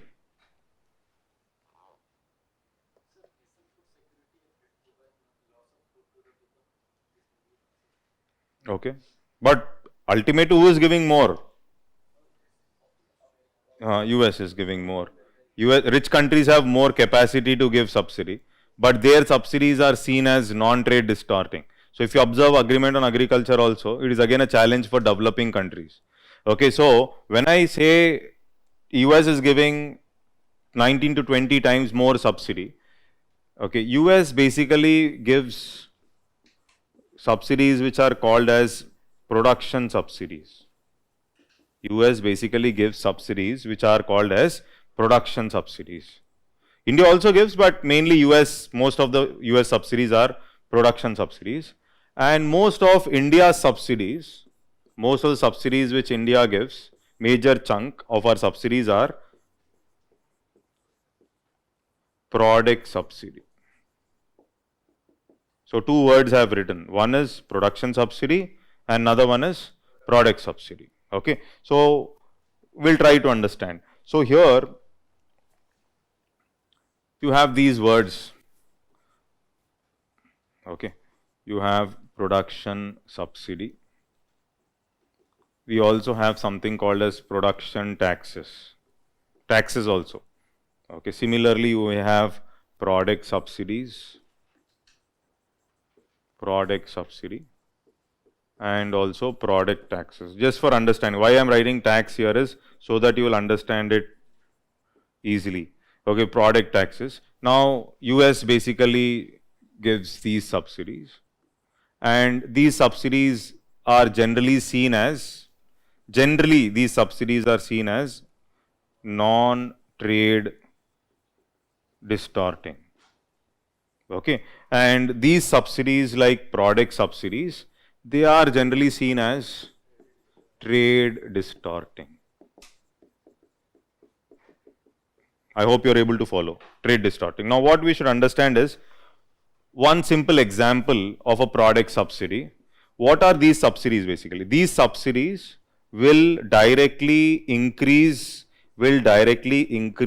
current production. These subsidies will directly increase current production level. They directly increase the current production level. So these product subsidies are those subsidies will directly increase the current production level. Example. So that means these subsidies are directly linked to production. Directly linked means these subsidies will increase the current production. For example, India gives this subsidy called MSP. MSP. What is MSP? Minimum support price. Minimum support price. If we have to understand this, okay, so this is how a PDS channel runs in India. You have the farmer, we have the Food Corporation of India, okay, and then from the Food Corporation of India, it goes to the State Civil Supplies Department, and then from here it goes to the ration shops, or we call them as the fair price shops. Okay, whenever FCI is procuring food grains from the farmer, FCI is going to pay MSP to the farmers. Minimum guarantee that is given to the farmer so that the farmer will continue producing these staple crops in the next season also. This is the logic. Okay, continue producing these crops in the next season also. So basically 1965 FCI, 1960s continuous drought. So we wanted to increase the buffer stock. So we started increasing MSPs for what? Rice mainly and wheat. Other crops also, 23 odd crops, but mainly MSPs were continuously increased for rice and wheat. Rice and wheat. There is no legality with respect to MSP. Legality is not there means what? If the government really wants, it can remove the MSP. During Modi ji's farm bills, which he has taken back. Okay, so after that, farmers of Punjab and Haryana were asking for a law or legality. That means there is no legality for MSP. That means there is no legality means what? Government is giving as a government's decision. But if it wants, it can stop immediately. Are you able to get this? There is no legality. But we were giving this MSP. More MSP you give for rice, more MSP you announce for wheat, automatically production of rice and wheat in the market is going to increase. More promise you do for MSP, promise you do for rice, wheat, automatically it is going to increase the current production level. That means this subsidy, which is directly affecting the current production level, is called as product subsidy. Is that clear? Have you understood?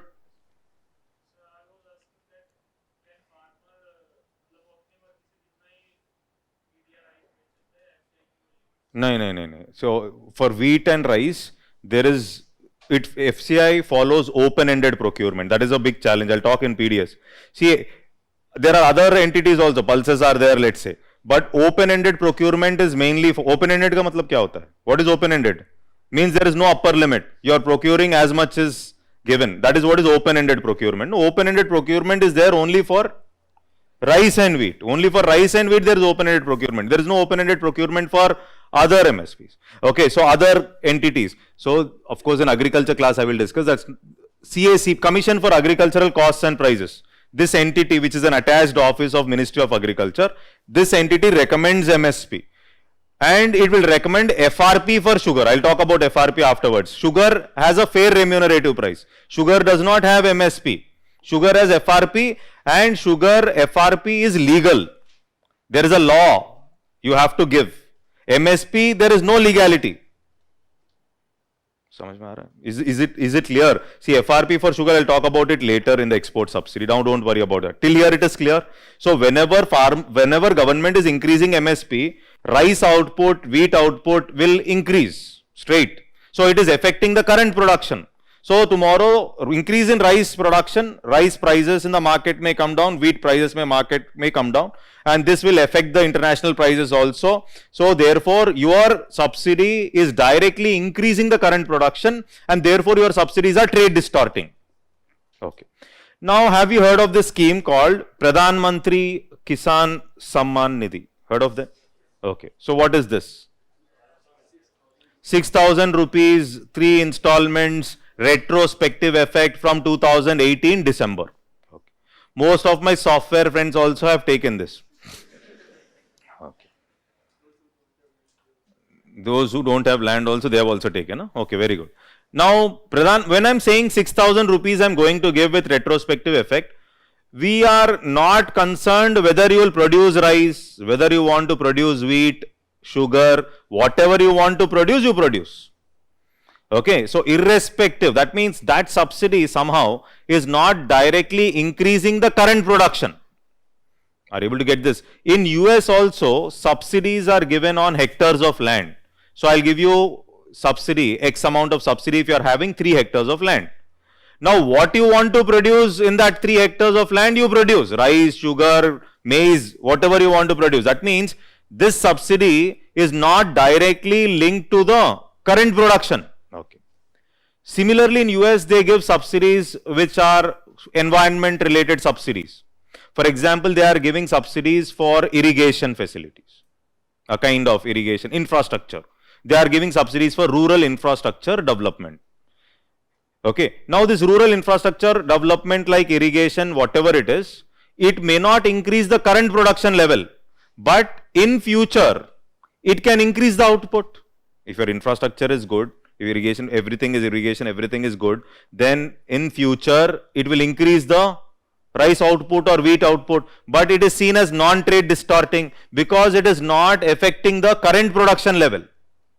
Have you understood this? So, trade distorting, non-trade distorting. US is giving more subsidies than India, but US feels that its subsidies are non-trade distorting.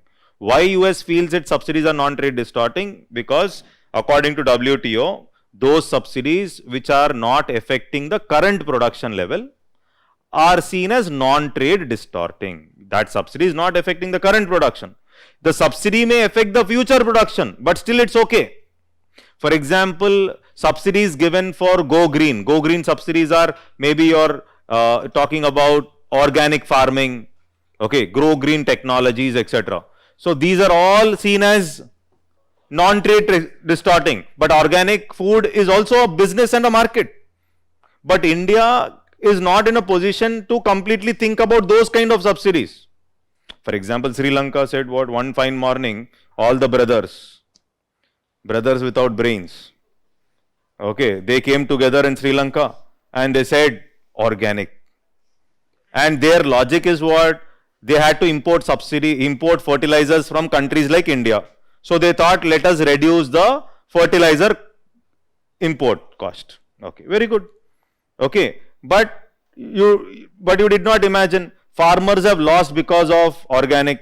They could not, and the amount which they paid to farmers was far more higher than the subsidy import cost. Subsidy import, not subsidy, fertilizer import cost. Are you able to get this fertilizer import? If you would have done it, that would have been at a lower level in comparison to whatever transfer payments you did to the farmers. So logically you have to go. You can't say one fine day morning, let me go ahead with organic farming. Even today in India, it's not possible, no. Okay, organic farming is only for the restricted few rich. Okay, so otherwise how will you feed is Indian population? Very difficult. Okay, so here this is something like, but what US says, these subsidies related to go green, rural infrastructure development, all that, these are basically non-trade distorting. Infrastructure development, okay, or subsidies given for R&D, research and development, all these are seen as non-trade distorting because they are not affecting the current production. But subsidies like MSP are seen as trade distorting because they are affecting the current production. And that is one of the main reason, though US gives more subsidy than India, US says, India, you have to keep your subsidies under control, agriculture subsidies. Now one emotional boy in some class said, how much subsidy India should give to its farmers? How can WTO decide? Okay, very fantastic. Like, how can a colonial organization, colonial organization means something foreign organization like WTO, which is driven by the developed countries mainly, how can they decide how much subsidy India wants to give it to its poor farmers, especially with respect to MSPs, etc. or fertilizer subsidies, subsidies related to seeds. So these kind of subsidies, how can they decide how much you can give? Are you able to get this? Okay, but when in a globalized world, WTO and agreement on agriculture, now we liberalized 1991 plus, there is agriculture trade also. And MS Swaminathan is also not happy with respect to these organizations like WTO. Why? Because how can you compare a developed country with a developing nation? Simple logic. In India, 42.3% of the people even today are dependent on what? Agriculture. What is the percentage? Less than 2.5% of the population, or 3% hardly, will be dependent on agriculture in developed world. Are you able to get this? Okay, so then how will you compare policies? Second is, Indian population is so huge and farmers are so dependent, and most of the agriculture is rain fed. So that means there is an aspect of risk involved. So farming is one of the riskiest business performed by the poorest man on earth. I'm not talking about organic farming which you do it on Saturdays and Sundays. Okay, I am talking about real farming. Okay, which is performed by a poor farmer, not the rich farmers. I think you're getting my point. Poor farmers in Maharashtra, etc., they have committed suicide in 2002-3, and there was a report released by the government. The report said farmers have died because of some personal issues. So report also was forged. Okay, that means some personal issues means the farmer could not get his daughter married, etc., and that is the reason they have committed suicide. But the reality is not that. Everybody knows the reality that it is farmers are not able to survive, and that is the reason they have committed suicide. So reports were also not genuine in 2002-2003. Okay, I think it is clear. But at the same time, by the time of 2002-2003, you are under LPG, right? You have implemented LPG, and 1995 WTO came into existence. That means you are also have to adhere to the rules of this international organization called WTO. So all these are issues for government. Now main problem came up in the domestic subsidy. So three categorizations I have done. One is what? Domestic. Two, export. Three, improved market access. Okay, don't expect break. I can read it from your face. Okay, so 7 o'clock I'll give you a break. Okay.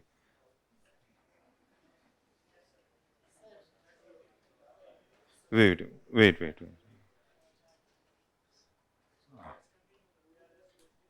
I know who's wasting the time. I know who wants the break also.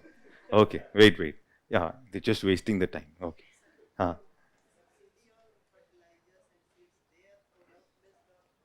Obviously, this is also kind of product based only. But it is for the, it is indirectly, it will increase the current production. Seed subsidy, increase the current production. If it is increasing the current production, means it's a product subsidy, indirect subsidy, which increases the current production. Okay, now listen. 2 minutes, we'll take a break. Okay, so otherwise that continuity will go, that's the reason. Okay, so I've said domestic subsidy. First one is domestic subsidy. Domestic subsidy. So this includes both the direct plus indirect subsidy, direct and indirect subsidy given by the government for a specific product. Direct and indirect subsidy which is given for a specific product. Okay. Now, in this domestic subsidy, they have divided these domestic subsidies into 3 different boxes. 3 different boxes. Earlier UPSC used to ask some questions on this. Nowadays they are not asking because everybody is answering. Okay. So one is this amber box. 2 we have green box. And 3 we have blue box. So in the domestic subsidy, the subsidies were categorized into amber, green and blue box. So this categorization also is mainly based on the categorization of trade distorting and non-trade distorting.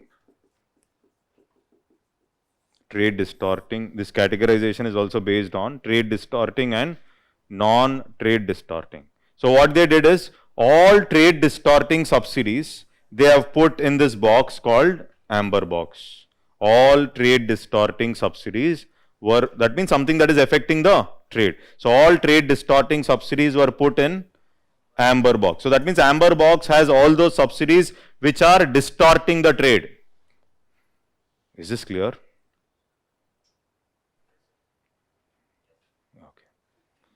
Online students, sir, please give 15 minutes break at 7. Generally, I give 15 only, no? Yeah. Okay, so till here, first concentrate here, online students. Okay, so here, trade distorting, non-trade distorting, domestic subsidy, that means subsidies which you are giving basically for domestic production. That is what is domestic subsidy. And this domestic subsidy is categorized into how many boxes? 3, amber, blue and green, and all trade distorting subsidies were put in this amber box. Since it is trade distorting means there will be an upper limit. You can't give as much as you want in the amber box subsidy. Why? Because these subsidies are what? Trade distorting. Okay, this subsidy is basically all trade distorting subsidies are made part of amber box. Since they are trade distorting, you can't give as much as you want. There will be what? There should be some upper limit beyond which you should not give subsidy. There will be upper limit or restriction in the amber box subsidies beyond which you should not give subsidy. And MSP is part of this amber box. MSP is seen as trade distorting subsidy. So MSP is pushed into amber box. This is what you should understand. MSP is pushed. That means beyond a particular limit you should not give. That is what is the restriction. I hope it is clear. But when we talk about green box, etc., these subsidies are in green box are seen as completely non-trade distorting. Subsidies in green box are seen as completely non-trade distorting. Okay, so we'll continue from here. So domestic subsidy categorization, 3 different boxes based on trade distorting and non-trade distorting. All trade distorting subsidies are made part of amber box. That should be clear. Okay, take a break. See, mains previous year questions not from 95 but from 2013. So you have to do it from 2013 to the recent. 95 later you can do. First complete from 2013. Okay.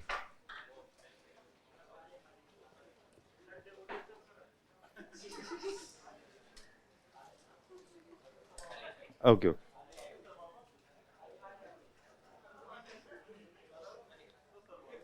Okay, listen. See,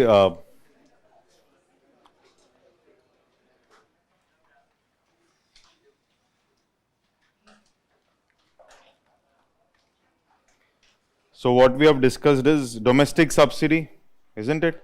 So in the domestic subsidy, listen.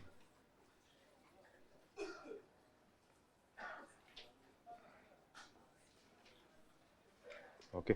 In this domestic subsidy, all trade distorting subsidies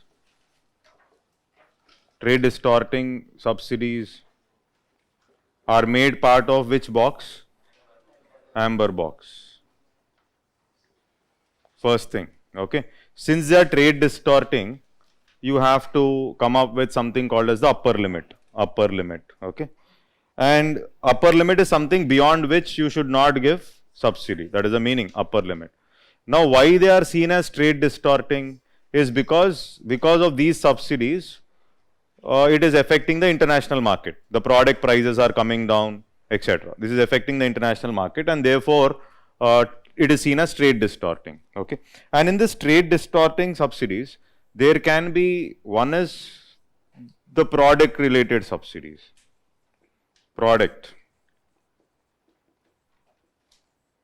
Okay, there can be product subsidies which can directly affect the production. These product subsidies are directly linked to a specific product. That means you are giving some direct subsidies for rice, or you are giving some subsidy for wheat. This is directly increasing the production of rice or directly increasing the production of wheat. This is one. Second is, there can be some non-product subsidies also, non-product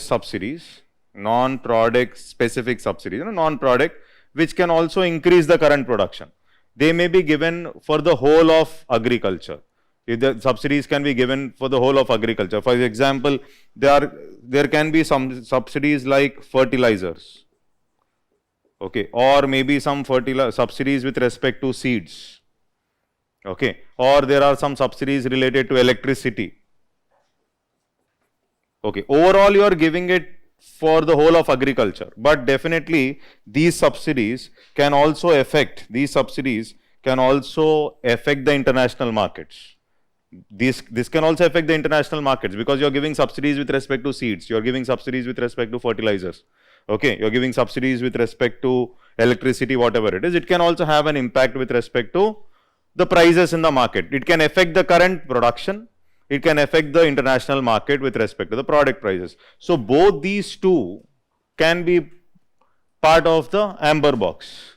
So in the UPSC, if he's framing a question, he says, so it's a very difficult topic if you go deeper in calculations and all, but UPSC doesn't ask all that. But what you should understand is, one is product subsidies. What are product subsidies? Subsidies which directly affect the current production. So with respect to a specific product, with respect to rice, if you are increasing MSP, with respect to wheat, you are increasing MSP, it will directly affect the output of rice, output of wheat product. Some subsidies can be given to overall agriculture, but they can also have an impact on direct production. For example, fertilizer subsidies are there, electricity subsidies. Okay, so all these can also affect the production. So these are also trade distorting. Trade distorting need not be purely product specific. So that means all this subsidy which is affecting, or all these subsidies which are trade distorting, these are put under a category called as the aggregate measure of support, or AMS. All these subsidies. Sometimes AMS is seen as synonymous with amber box. We are talking about amber box here. The discussion is about amber box. We are talking about trade distorting. So all the support given, both direct support for a specific product, direct, plus it can be indirect support for a specific product. It can be indirect. Okay, direct is something like this. It can be indirect support. Okay, the total support given for a specific entity product can be categorized as the aggregate measure of support, AMS. Is this clear? Okay, so this AMS, there will be some restrictions on the total aggregate measure of support, because this support which you give should not be beyond a particular level. So there are certain guidelines which are laid in WTO. They say developed countries, now developed countries, you have to reduce, developed countries, you reduce your total aggregate measure of support which you are giving by 20%, within a span of, let's say, 10 years. Okay. Developing countries, you reduce the total aggregate measure of support, okay, by 13% within, so this is not 10, this you put it as 6, 13% within a span of 10 years. So developed countries, you reduce it by 20% within a span of 6. Developing countries like India, you reduce it by 13% within a span of 10 years. So what they have to reduce? The AMS, or the aggregate measure of support. What is this AMS? Nothing but the support which is part of the amber box. This support is nothing but the subsidies which are part of the amber box. It includes both product specific, mainly product it is like MSPs, or it can be even indirect. Indirect is something like this. Indirect means you are not giving it specifically to wheat. You are not giving it specifically to rice. But it may increase the wheat production, it may increase the rice production, but it is not given specific to rice. Overall agriculture, you said fertilizer subsidy we are giving, that may increase the rice output, that may increase the wheat output. You are giving some subsidy with respect to seeds, it can also increase the rice or wheat output. So this is not purely products, that is what is I have written as what? Indirect. Okay, but both are trade distorting, and therefore both are part of what box? Amber box. Okay. Now WTO says developed countries, you have to reduce your AMS, total support which you give, by 20% within a span of 6 years. But like from by 2001, 95 WTO came into existence, so you reduce it by 2001. Countries like India by 13% by 10 years. And if you do not want to adhere to these reduction commitments, if you do not want to, this is not compulsory, provided you need not reduce, this is not compulsory, provided if your total support, total subsidy which you are giving, developed countries, the total subsidy which you are giving, if it is less than 5% of agriculture production or 5% of agricultural output. Are you able to get this now? See, that means if in developed countries, their total agricultural production is $100, agriculture GDP or agriculture output is $100, you can give a maximum subsidy of $5. Maximum you can give a subsidy of $5. Okay, so that is permissible, that is a permissible limit. For countries like India, developed countries, developing countries, countries like India, you can give up to 10% of your agricultural GDP or agricultural output. You can give up to 10% of your agricultural GDP or 10% of your agricultural output. That means if in India agriculture GDP is, let's say, 100 rupees, that means you can give up to a subsidy of, your AMS can be up to 10 rupees. Here your AMS can be up to $5. Is this clear?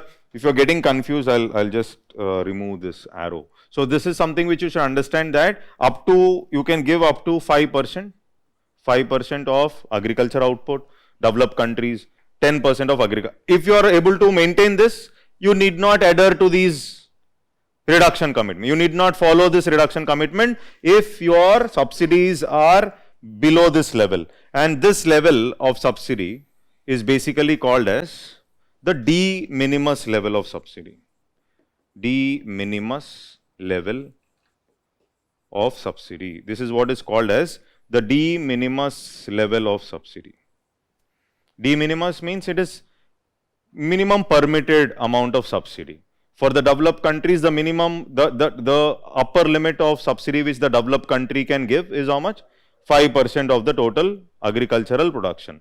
What a developing country you can give is 10% of the agricultural production. Now, if your subsidy is below the de minimis, if the subsidy which you have given is below the de minimis, then you need not adhere to any reduction commitments. You need not follow any reduction commitment. But if it is above the de minimis level, you have to follow the reduction commitments. Are you able to get this?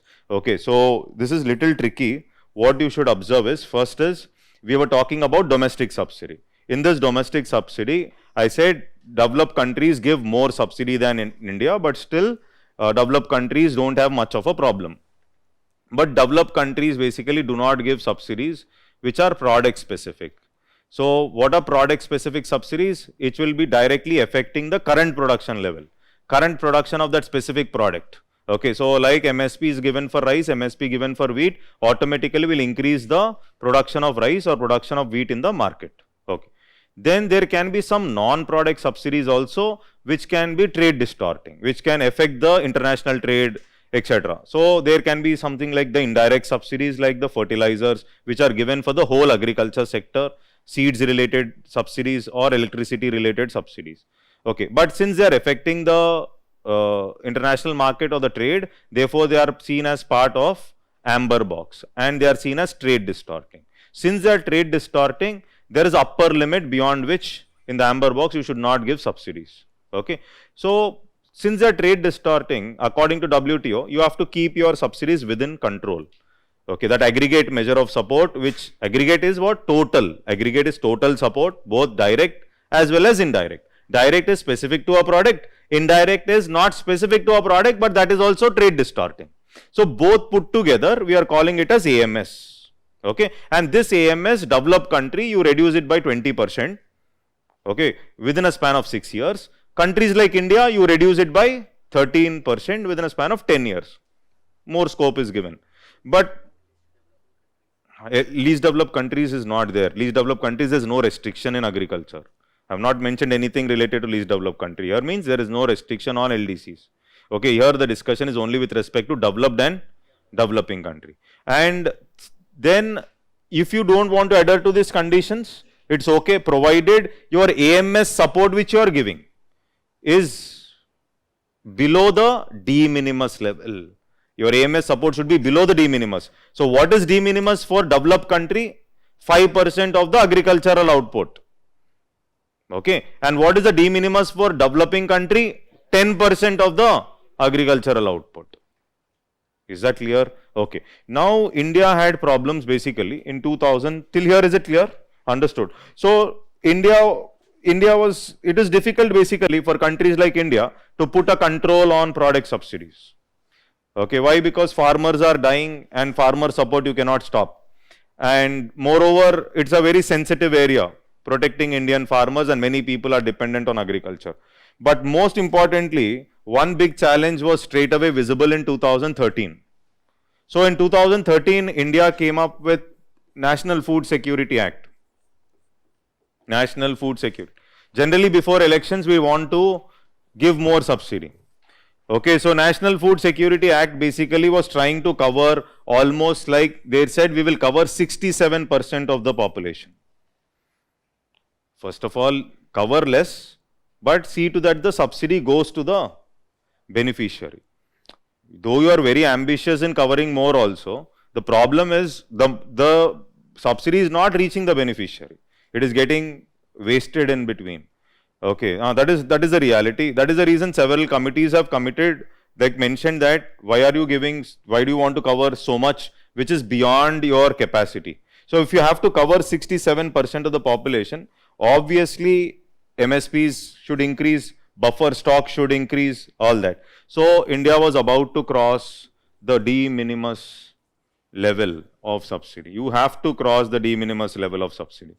You can't be under the de minimis level of subsidy because you have to cover 67% of the population, means you have to maintain more buffer stock in FCI.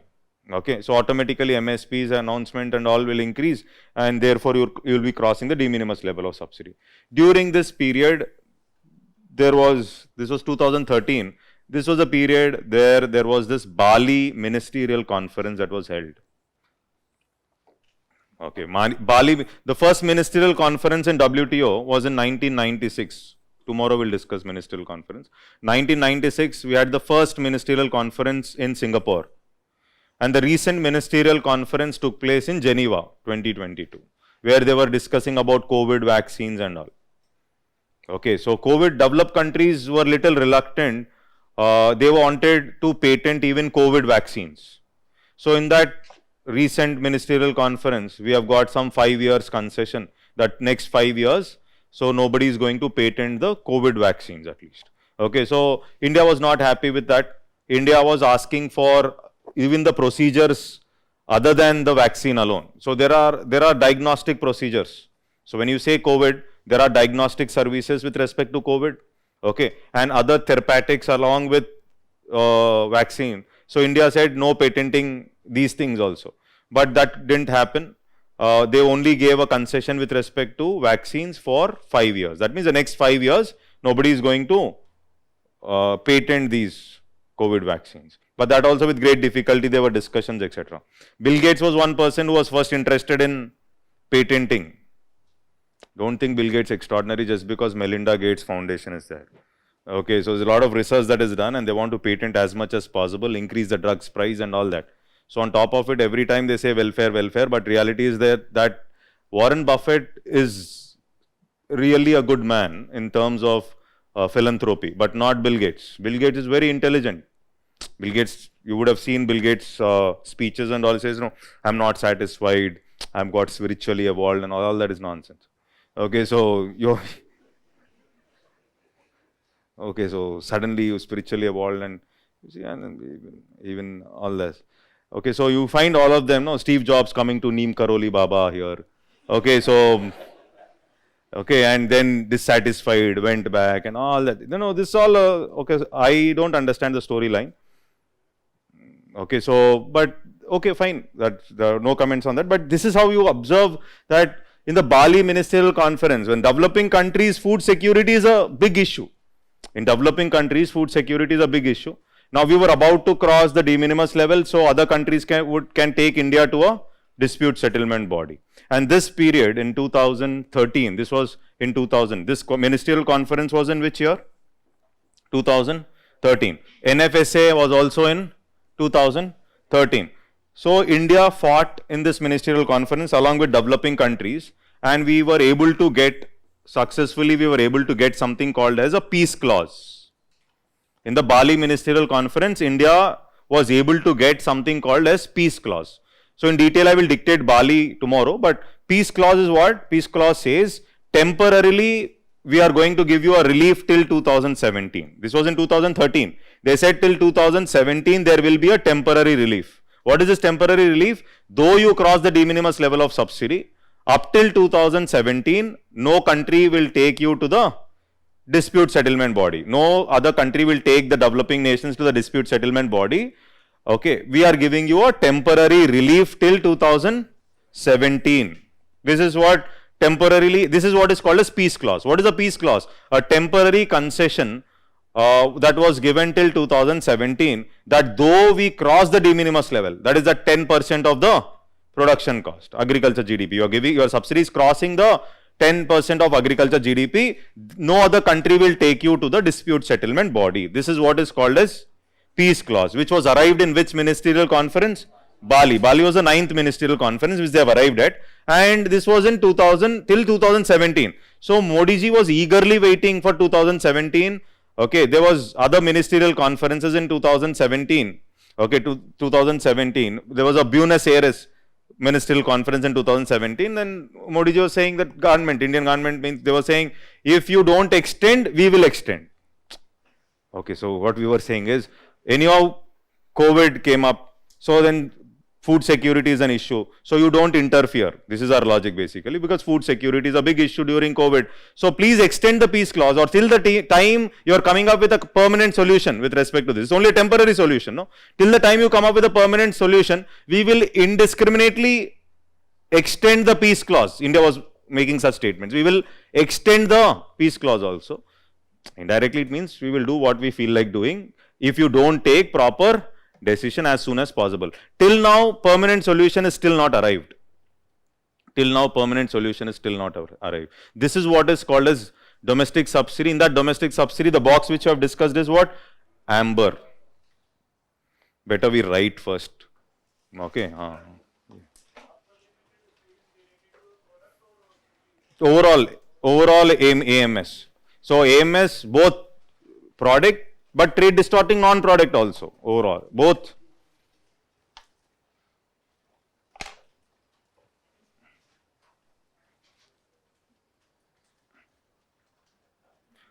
Did we write anything till now? No. Okay. So write down agreement on agriculture. This is one of the important agreements. One of the important agreements. Signed by the end of Uruguay round. Signed by the end of Uruguay round.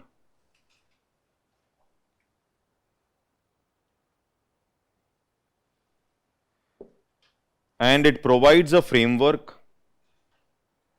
And it provides a framework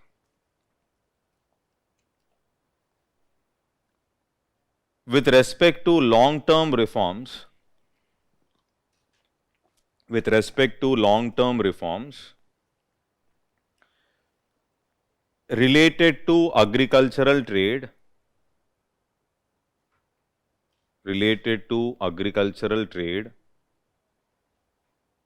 and agriculture policy,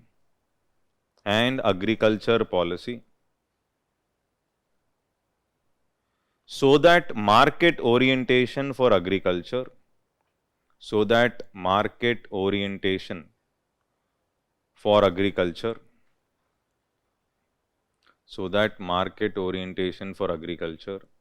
can increase gradually.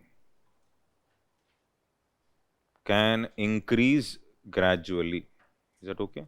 Is the speed okay? Slow. Okay. Agreement on agriculture has three components. Agreement on agriculture has three components. First one,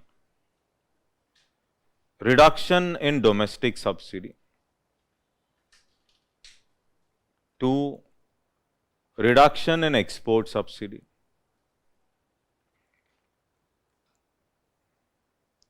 3, improved market access.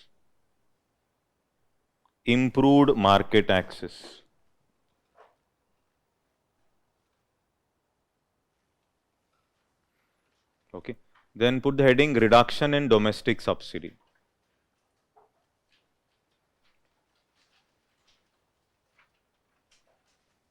Reduction in domestic subsidy, write down. The agreement mainly divides subsidies.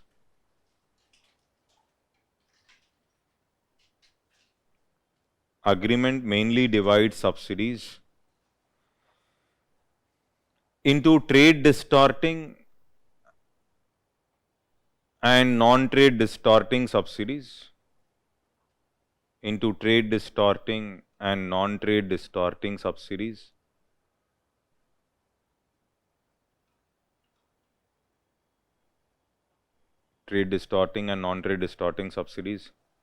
Which were categorized into three different boxes.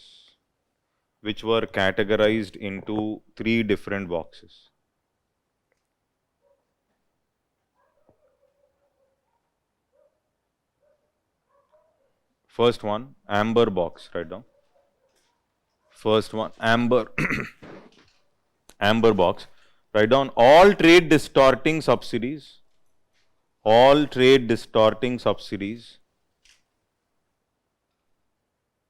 Are made part of amber box. All trade distorting subsidies are made part of this box. Okay. Continue writing. The total reduction commitment in amber box. The total reduction commitment in amber box is expressed in terms of is expressed in terms of total AMS, in bracket write aggregate measure of support,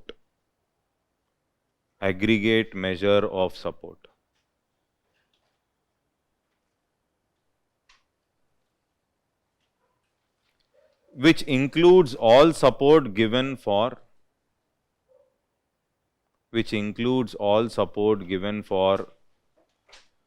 a specific product. All support given for a specific product. In bracket write direct and indirect. Direct and indirect. Close the bracket. Is that okay? Direct and indirect. Full stop. Continue. This agreement stipulates the reduction of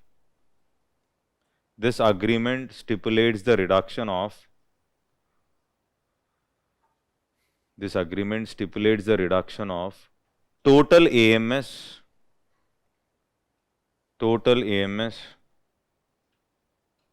by 20% for developed countries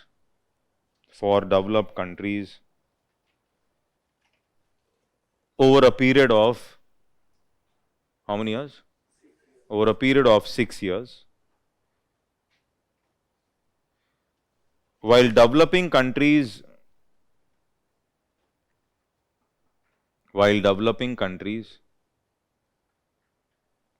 were required to reduce the total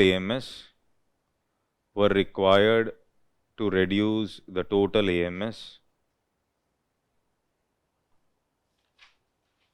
by 13%, okay, over a period of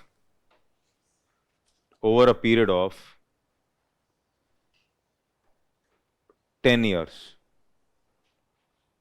Is the speed okay? Okay. Okay. Continue. Okay. Next paragraph. If a member nation wants to avoid reduction commitment, write down. If a member nation wants to avoid reduction commitment,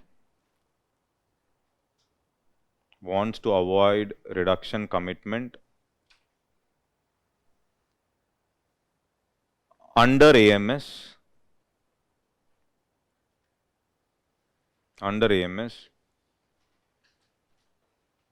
the total subsidy given under AMS,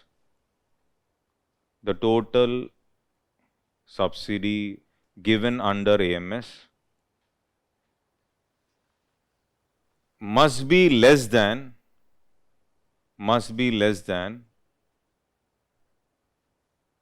5% of the total value of production,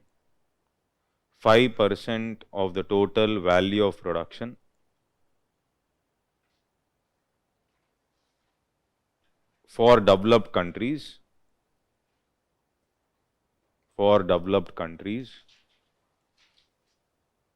and 10% for developing nations,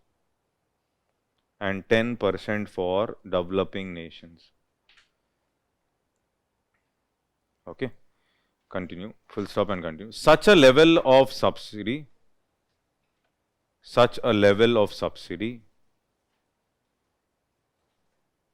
is known as de minimis level of subsidy. Such a level of subsidy is known as de minimis level of subsidy.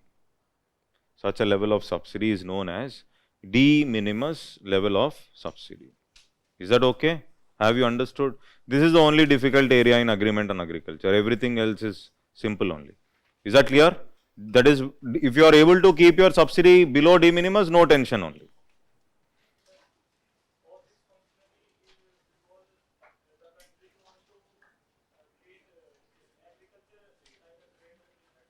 Obviously, because you are doing agriculture trade only. If you are producing and selling it within India, and there are no, it's a closed economy, then there is no question of agreement on agriculture. In fact, in a closed economy, there is no question of WTO.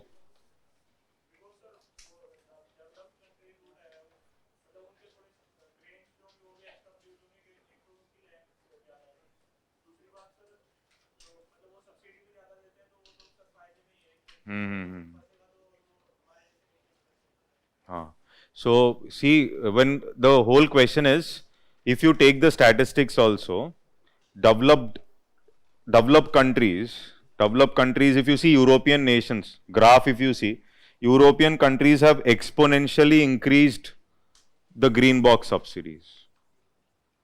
They have also increased amber box and mainly production based subsidies, not the product base. They have increased production base. Now, what is the problem? Developed countries are very intelligent.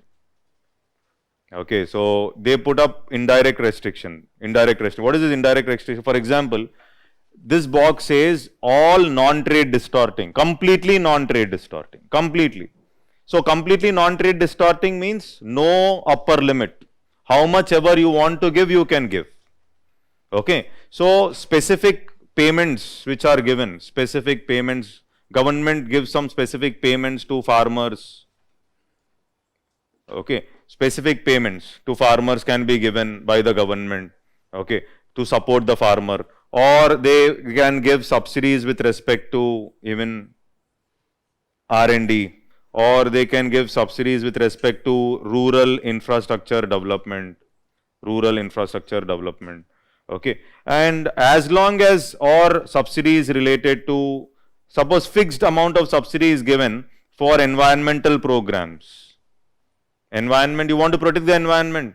Actually, sustainable development environment is a very difficult game actually.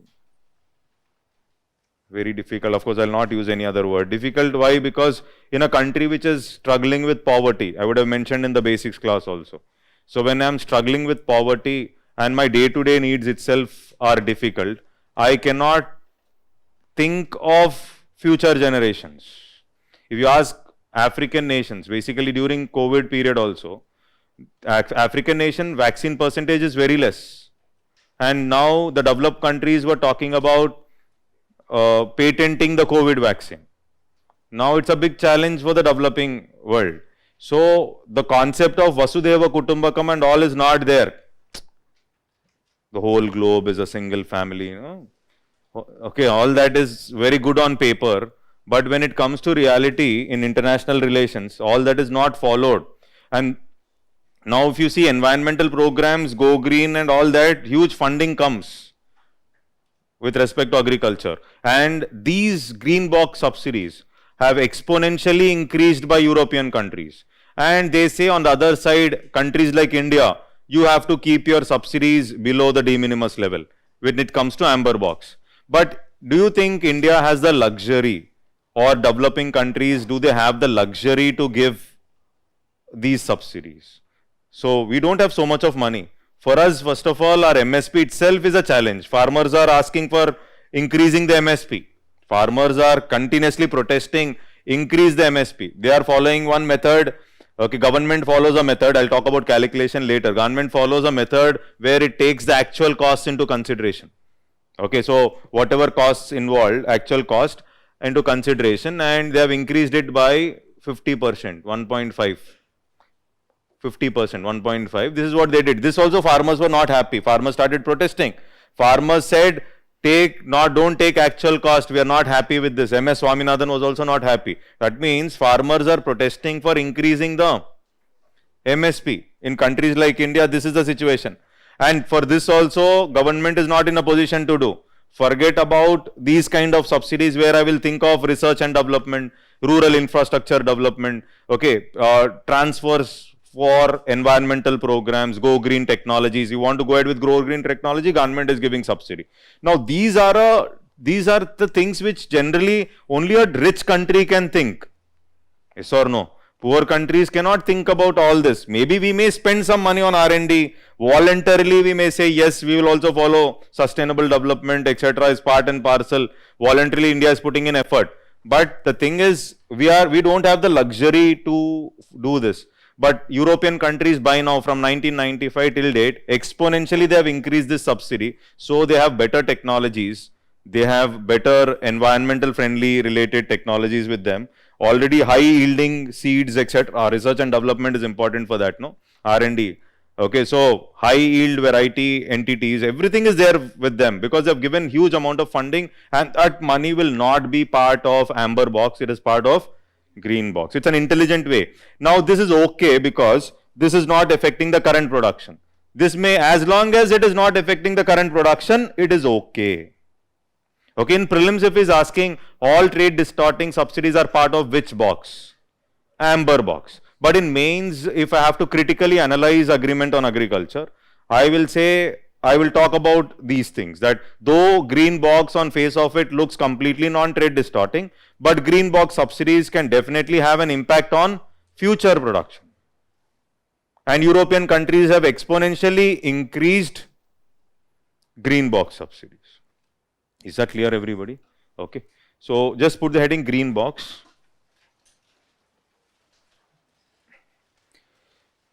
The subsidy under green box,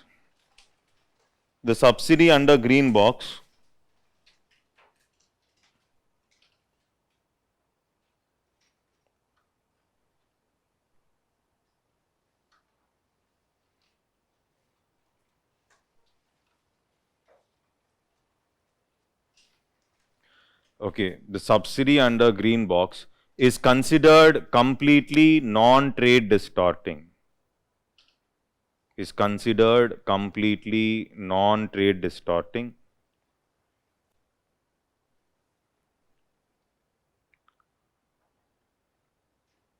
And hence it is excluded from,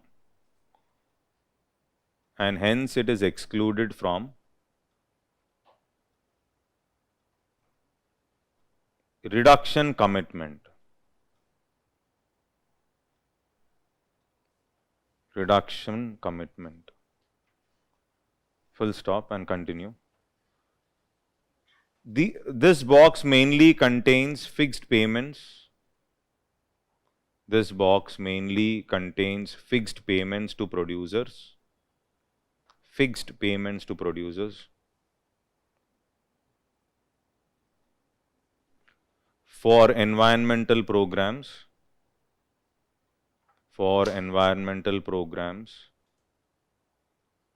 comma, rural infrastructure development,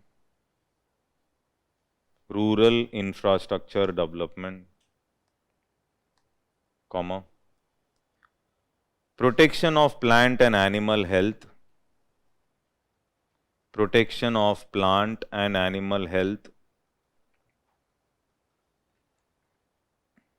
protection of plant and animal health, as long as these programs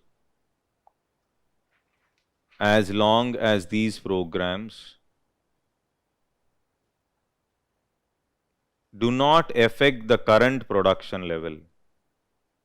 As long as these programs do not affect the current production level.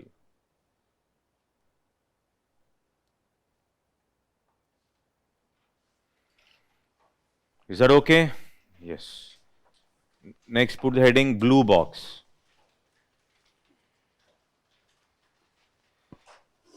Okay, so the subsidies in blue box are also related to production only, but they are not trade distorting. Blue box subsidies are also related to production. That means an aspect of production is involved here, but they are not seen as trade distorting. Okay, it's an exception that all subsidies related to production should be made part of amber box. So these are related to production, but they are not part of amber box. They're not part of amber box. These are generally called as production limiting subsidies. Generally, they use the word called production limiting subsidy. Production limiting subsidy. So for example, let's say there is subsidy given so that you stop producing. Suppose government says sugarcane is a water intensive crop. So just an example, and government says we will give you some subsidy so that you will stop producing sugarcane. Just an example. because it's a water intensive crop. Okay, so this is a kind of what?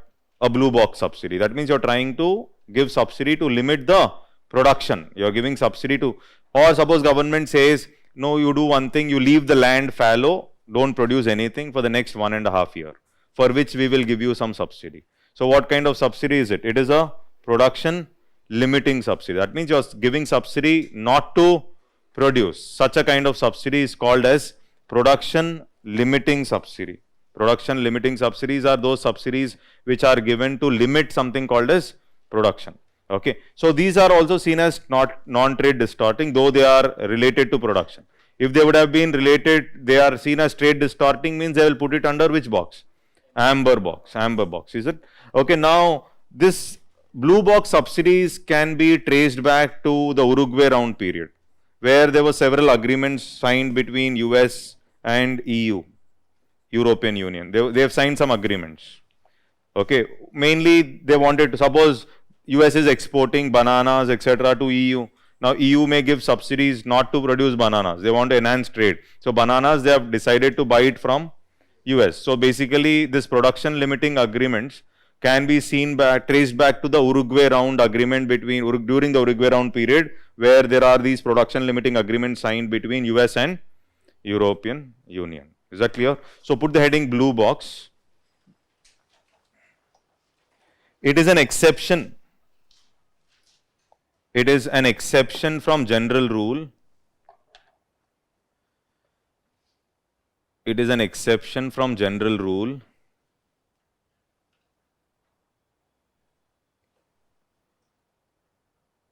that all subsidies linked to production,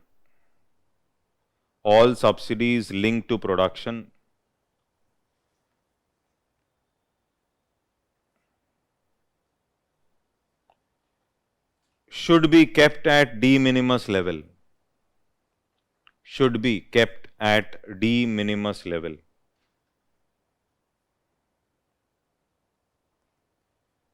Full stop and continue. It is related to production limiting agreements. It is related to production limiting agreements. Production limiting agreements whose origin can be traced back,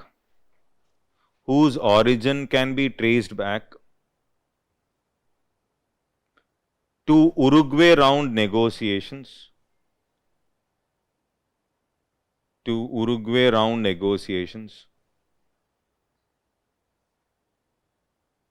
between EU and US,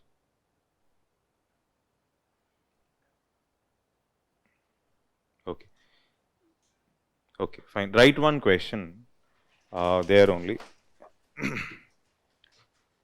A 10-marker question only, a simple question, but we'll see how you will think of this question. Write down. Do you think India needs to support? India needs to support its policies related to agriculture.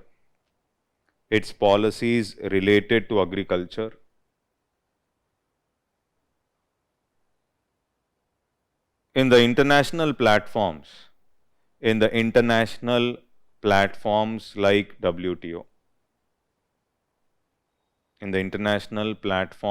like WTO.